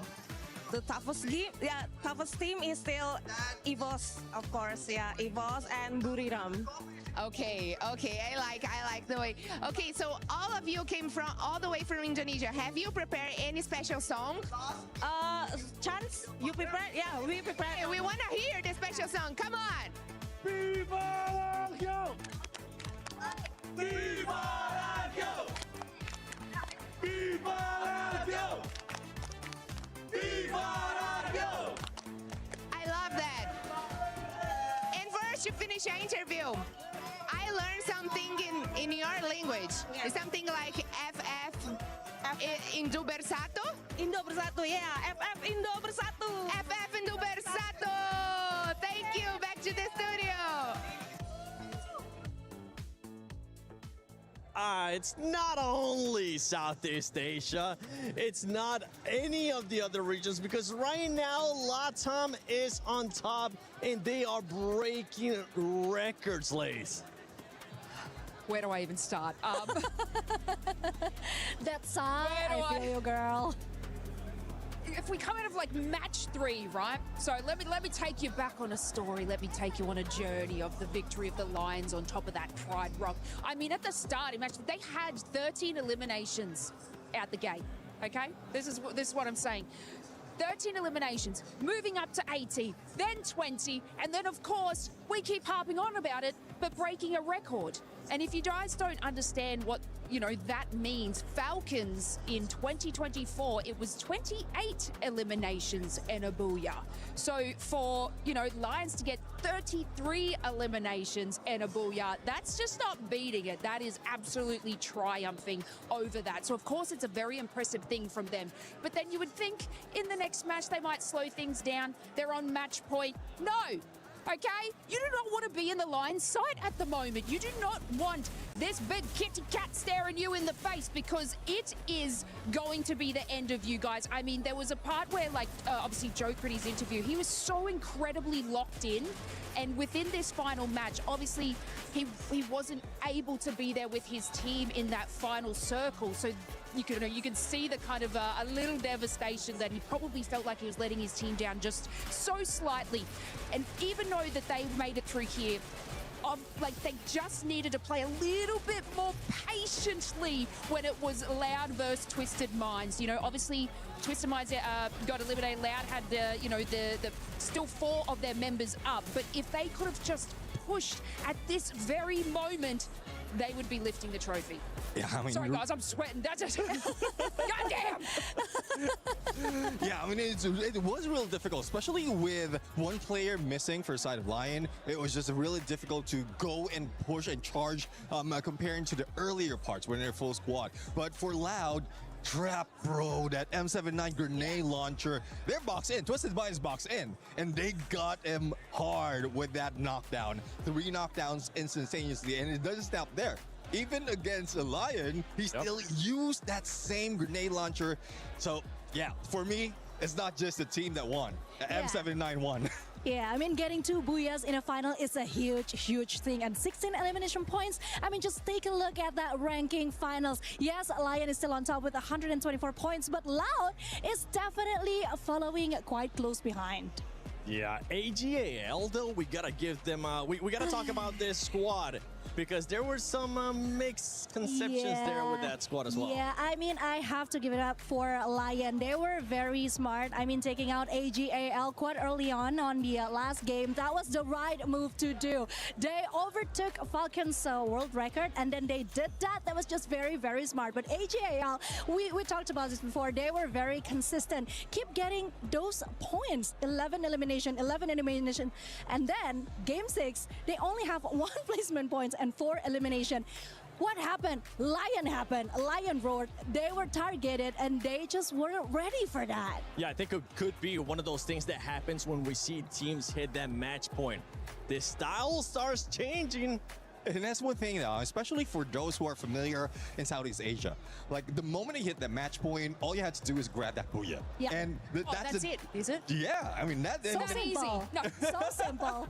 But we've seen a difference in style. We've seen Lion there, despite of being the same situation as AGAL, both ends of the spectrum. Yeah. Like, Lion was just aggressive. AGAL was just passive. And the moment that AGAL wants to be aggressive, they met against Lion and they got taken out.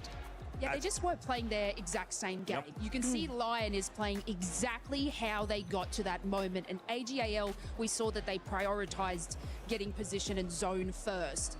And that's probably not, similar to their game style. So that's where they got caught out. So play the same game, guys. Yeah, but I mean, talking about Lion, one thing that we really need to appreciate is the fact that even though they lost Games King a couple of times, they can still manage to get out of a sticky situation. That means individually, they are so ready for this final, and I'm so ready for them to just break another record. For real, for real. I think even with the engagement that we saw against AGAL, it looked like AGAL was going to catch him by surprise, and Lion said, no.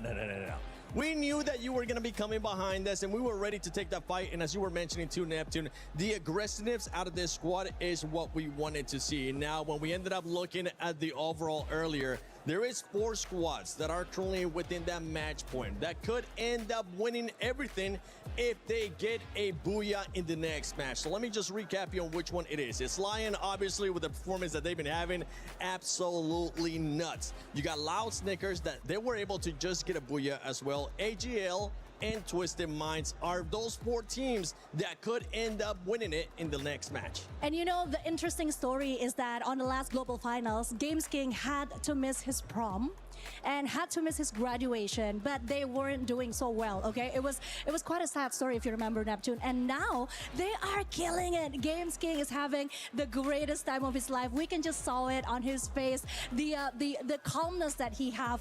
They are so relaxed, and they are still getting all those points, breaking records all in day 1. That's something that I actually enjoyed to see out of the interview there with Lion as well. The confidence was high, but the composure was there as well. The mental wasn't isn't it one of those that's saying, we're about to be champions? They're like, no, the job is not done yet. We still know that there's a lot to come, but it looks like that squad knows what's at stake. They know that they've been breaking records, but they want to lift that trophy. I mean, I just quickly want to add, yes, getting the win, getting the booyah, obviously being on match point is what the aim of the game is, correct? But keeping the consistency and getting those points, because they're second, third, and fourth place, and that's, from my records, there's still some money there. So they don't want to slow down. And if we move back to like AGAL and them not sort of playing their aggressive game, I think that they need to just go back to that, be aggressive, because if Lion wins, then you make sure you want to be that second place team, and you still need points, and you still need eliminations, and you still need all of that to be in that second place. They definitely need the points. They definitely need those eliminations, but most of all, they need that booyah. Which playing style are we going to be seeing this here? Because, I mean, not only is it this championship at stake, we do have club championship rankings as well. Obviously, from our end, you can see Team Vitality is up there, but sadly, they were not able to make it here. Team Falcons is here. We really haven't seen much of them in AGAL Neptune. They could have a chance to get that trophy. Yeah, I do agree. I mean, this is a great chance as well for AGAL, for a Free Fire, and this might be a good chance for them to really feel being a champion in Battle Royale, because last global finals, they were champion but in a different mode. So, like, the motivation they have coming from a different competition, going here in EWC, and we're seeing that the consistency is there, the patience is there as well, but it's more of really getting it, making sure that every move is calculated and not risking that much. I'm seeing that Falcons are here. I mean, we got a chance to see earlier on Fire actually showing up for the squad. One of those players that has won before. He's going to be looking to show up once again for Falcons. Falcons, honestly, throughout, we were kind of joking about earlier on when I was saying that leaderboard's looking like spinning the wheel. Absolutely nobody, Conchita, expected the record to be broken with 33 eliminations from Lion. Yeah, that was shocking, definitely. I mean, you saw what happened at the green room. We had that reaction. And yeah, but speaking of Falcons, I mean, they were still quite consistent with the placement, because looking back on Gate 5, they made it to the top 5, right? So they still have a chance. They just need to take it up a notch. And maybe if the jacket is saying Falcon is here, you know, guys, you gotta back it up. You gotta back it up with the elimination points as well. So that don't just be there, but like be there with all the elimination points, all that we needed. Yeah, I do agree. I mean, because we've just added 2 of the teams already in match point, so it might be difficult for Team Falcons to really reach that, because they haven't reached it. They haven't taken that just yet. 13 points for them to be able to reach that 90-point match, that 90 match point, and what they need to do right now is to make sure that either they take down those in the top, or they wish the others take it down. It's going to be a surprise to see what's going to be happening here in this match. It could end. We could end up with the champion. AJ, Husky, actually Husky, you were able to bless a team yesterday. Are you going to be blessing anybody in this next match? Well, if I have a team to bless, I think I'm blessing AGL and Lion, because it's been a long time coming. 2 different converging storylines, and for me, I want Dew to finally lift a Battle Royale trophy. For me, it'll just be fun to see the Lions pick up a trophy, because so far it's all about the animal kingdom here at the Esports World Cup. You had the Falcons, the birds in the sky, and then you had the white tigers from Indonesia, and now you might as well just throw the Lions in there as well, right? But like you said, I do also think that AGL deserves it. They are a team, and it's been a long time coming for them already. In the recent times, they've been dominating Clash Squad. They are your Global Finals Clash Squad champions, and they have not lifted a Battle Royale trophy for themselves just yet. What better way than to go back-to-back from Clash Squad at the Global Finals and then the Battle Royale at the Esports World Cup 26. And it's been a story of 4 years, maybe more than that, especially for the star player, the Angel of Death, who is Dew. Back in 2022, when we were in Bangkok, Thailand for the global finals, they were 1 game away, they were 1 booyah away from lifting that trophy. It was ruined by Magic Squad from Brazil. It was ruined by Buram United Esports, where Moshi hit a highlight reel. And Nigma Galaxy was the organization that Dew was with. He was placed in top 4. Now he has a chance again to make things right after 4 years. 4 teams can close this off. You've got Leon from the one and only LATAM squad. They're the only representatives here for the region. You've got the Brazilians in here as well through Loud.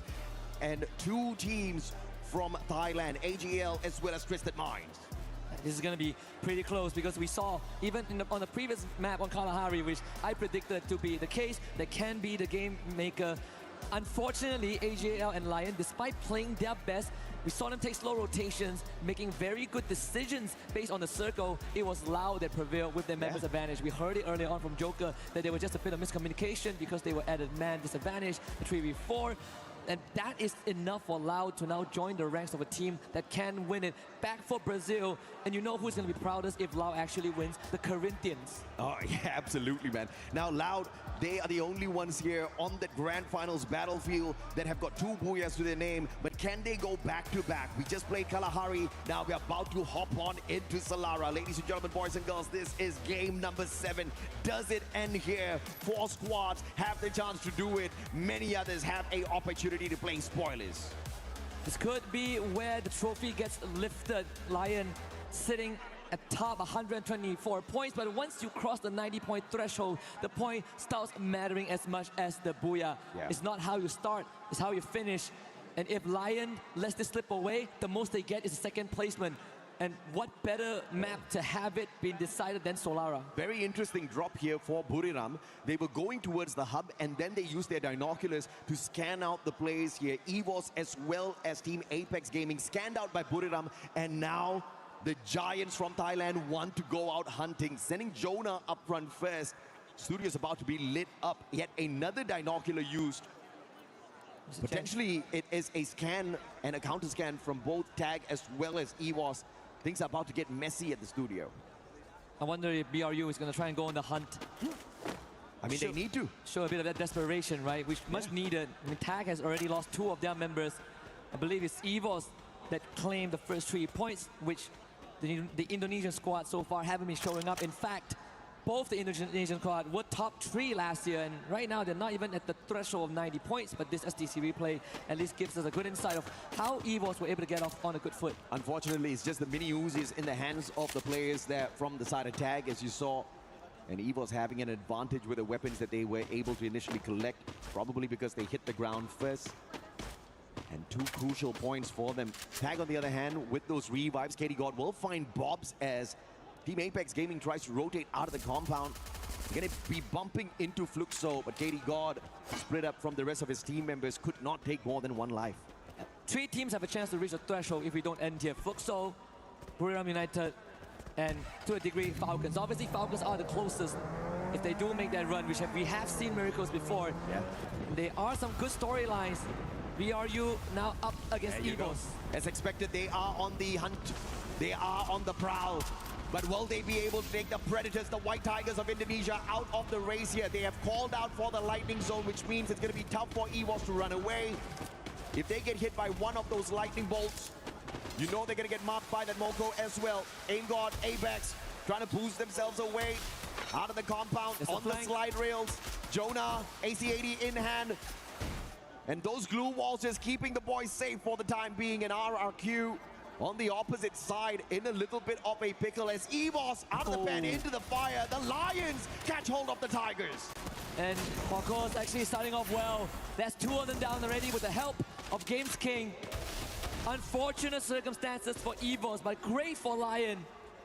Good time to also point out, this Hawkos, this is his first year in competitive Free Fire. He joined the team back in February, and here he is now at the Cups of Glory with the 3 other veterans who were in the Global Finals last year that finished 10th with Movie Star R7. The kind of miracle that SHUL was expecting to achieve here on the Grand Final stage being achieved by Yakots. Gotta appreciate it, man. I mean, Games King, we saw that he was willing to let go of his opportunity to graduate with the rest of his buddies, but he represented the nation on our global final stage. Couldn't really walk away with the best, but he has another opportunity here on the world stage. Falcons Just bumping into small points on the way in towards that next zone. Loud, on the other hand, not having fun just yet as they were forced to play a little bit of a reset. SHUL, speaking of them, AGAL bumps into them and they clean up house. Stroll's gonna get tagged up here. Moko sees him. Riptide Rhythm breaks down his defenses, and the follow-up from Dew off of the Car 98 makes the job too easy for AGAL, and one final survivor in the name of Jack, trying his best to get away. Yeah, completely taking over Casa Vista. So Jack on the run, Puts in finding aim god on the wayside. So Lau's probably going to be slowing down for now, and BRU doing the complete opposite. Shoto tries to book it out of there, so the captain will hold the fort as he lets the ship keep on sailing. On the survival stage, the opponents there were easy picking for SHUL as well as Total 8 Team Apex Gaming. But in a lobby full of monsters, India is struggling. But I say valiant effort, man. Almost nobody expected them to get into the grand final, so it is a big win for these two teams, big win for the nation as a whole. I mean, India's making their way back onto global stage after many, many years. And such an achievement is definitely admirable. But how far can they go? Can they now start playing spoilers? Can they keep the competition alive long enough to activate match point for themselves? I mean, that would be a miracle if we ever saw one. We have uncapped games, so there is always that possibility. Oh, yeah. Which I do look forward to if we ever get to stretch this out. So far, it seems like the dominant teams are still alive and are still kicking it. Joker, oh, yeah. Another sharp one on the Moshi, who has not been finding much in this grand finals. Lion has now bumped into EVOS, bumped into Buriram, but of course not the full squad of Buriram. They were able to sneak away via Super Sniper. Now Cluster will not find On Fire. Great blue wall, and he pops the Painted Refuge as well, keeping themselves safe from those grenades. But it's a three-way battle. Riptide Rhythm breaking down the defenses down in the middle. RRQ now have to be careful. They're about to be backstabbed. Falcons do have a little bit of a leeway here. Rans with the AC-80. Has to make sure he doesn't get caught out here by the players on the side of Loud. And Falcons using this opportunity to quickly back away. But the angles will get them caught out. Limit just hiding away as RRQ loses their numbers. Not really the rotation that Falcons wanted to make, but thankfully didn't have too much casualty, and Lau recovers from that exchange. Twisted Minds hearing all of this go down. So Lau is not out of danger just yet. Lightning Zone called out. Some survival play from a squad, or could it be Twisted Minds who are coming in for the attack as well? Smelling blood out there, and they want to reap the benefits of the efforts from these two squads. SHUL on the way in. Man, this is going to be a very messy fight right outside of Riders Club. Team Apex Gaming could also join the fight here. Who wants this most? I mean, it is a battle royale at its finest with that Lightning Zone out there, but everybody slowly inching closer and closer towards the next circle. Lion versus Buriram. This is round 2. Let's see what happens. Lion wins this. They free themselves up on the western side. And it will be just like the same situation as Kalahari earlier on. Yeah. Where Lion takes the west side of the map and AJL takes the eastern side, and they both meet in the middle. But with EVOS out, now this is BRU's chance to find some redemption. Ames King's gonna disengage, but Wasana chases him down and confirms that elimination. BRU springing to life, looking for Della. Does Buriram play spoilers here, stopping the Lion squad right here, right now. Della, a sliver of health left on him. Wasana already used up the Valiant Dash earlier, just with the slide rails, trying to get into position. Will drop down to the lower ground. M1014 will be no match for the M590. And Wasana takes another player out from the side of Lion. Joker with the stealth bikes managed to get away from that situation. But what is this? Buriram with a player out in the open. If the stealth bike runs out of time, Moshi! Oh my goodness. Shoots him right in the knee, takes him out. One final survivor for Lion. Moshi was so ready to intercept that rotation. He wasn't even in the early exchange. It was just get high on Wasana. And Moshi already went out on an adventure, anticipating that rotation, but thankfully, the young kid of Lion brings the rest of his seniors back, and they get another shot at this. AJAL now facing off against Falcon to deny a potential 90 point. But they will trade for now. Pina, can he go big here against Nameless, who so far has been sublime. But Pina will get taken down by Dew, and AJAL keeps on. Those glue walls don't match for the M82B, especially in the hands of Dew. Great advantage taken with a weapon in hand. In fact, he's got the AWM as well if he wants to pack a super punch off of those snipes. 5 eliminations strong here for AGAL. Already activated match point. They want this booyah. It's all about the booyah here. At the start of the day, no booyah, no problem. Right now, no booyah. Very big problem for these 4 squads. And I did mention earlier on that Falcons is one of the teams that have a chance to reach 90 points. And if in a universe that they win the trophy, they will not only be a 2-time champion, but we will have an actual 2-time champion, and that would be on fire. And how cool is that? Oh yeah, man. He was there back with Peter, with Koskill, with one more back in Riyadh 2024, when they set the world record that was just broken by Lion. Is that the only highlight Lion gets from this grand finals? A record set by them, or they get a double. A record-breaking, record-setting match, and then the championship here at the Esports World Cup 2026. They gather up together with the rest of their team members inside the circle. They are safe. AGL on the other hand, Bordeaux hopping out of the vehicle, very smart play. That definitely saves their lives. But they'll have to use up a lot of these utilities, a lot of those glue walls to route their way in closer towards Twisted Minds. This is gonna be a hard one. Oh, beautiful. But if they survive, it's gonna be good. The Riptide Rhythm not good enough. Exposé needed to hit that. It's also a good time to draw a parallel between EVOS and Lion. Last year, at the cusp of victory, it was Rasha, the wonder kid, the newcomer that kept the team alive. Yeah. Just now it was Wakos that did it. And remember, last year EVOS activated Champion Rush on game number 6, and it took them 4 games to find the finisher. Will we see a similar situation here for the LATAM squad as well? Do they struggle? Do they get held back? Or do they find that final circle and rip this one away? Games King finding Rasia. The super sniper of EVOS, the wonder kid out, looking for that revive off of the rest of his team members. Twisted Minds keeping AGAL a little bit entertained, but I have to say again, amazing rotation by AGAL to avoid disaster there, as Twisted Minds had the compound, had the circle, and were trying to gatekeep them. Yeah, but AGAL will still be put under pressure because there's an open ground. Yeah. There's really nothing much to keep them safe, unless for some reason Loud decides that they want a piece of that. We might see a reunion between Lion and BRU2. In fact, BRU brushes past Lion. The binocular scan on the southern side. If Buriram gets to that final circle, walks away with Booyah, they'll definitely activate the match point for themselves as well. And no better way to stop the other teams than to walk away with the Booyah on your own and make sure they do not end the game. Wow. As AGAL hits the triple. Lion finding Falcons out there as well. Unfortunately, Twisted Minds looking to gatekeep AGAL, and that just did not go their way at all.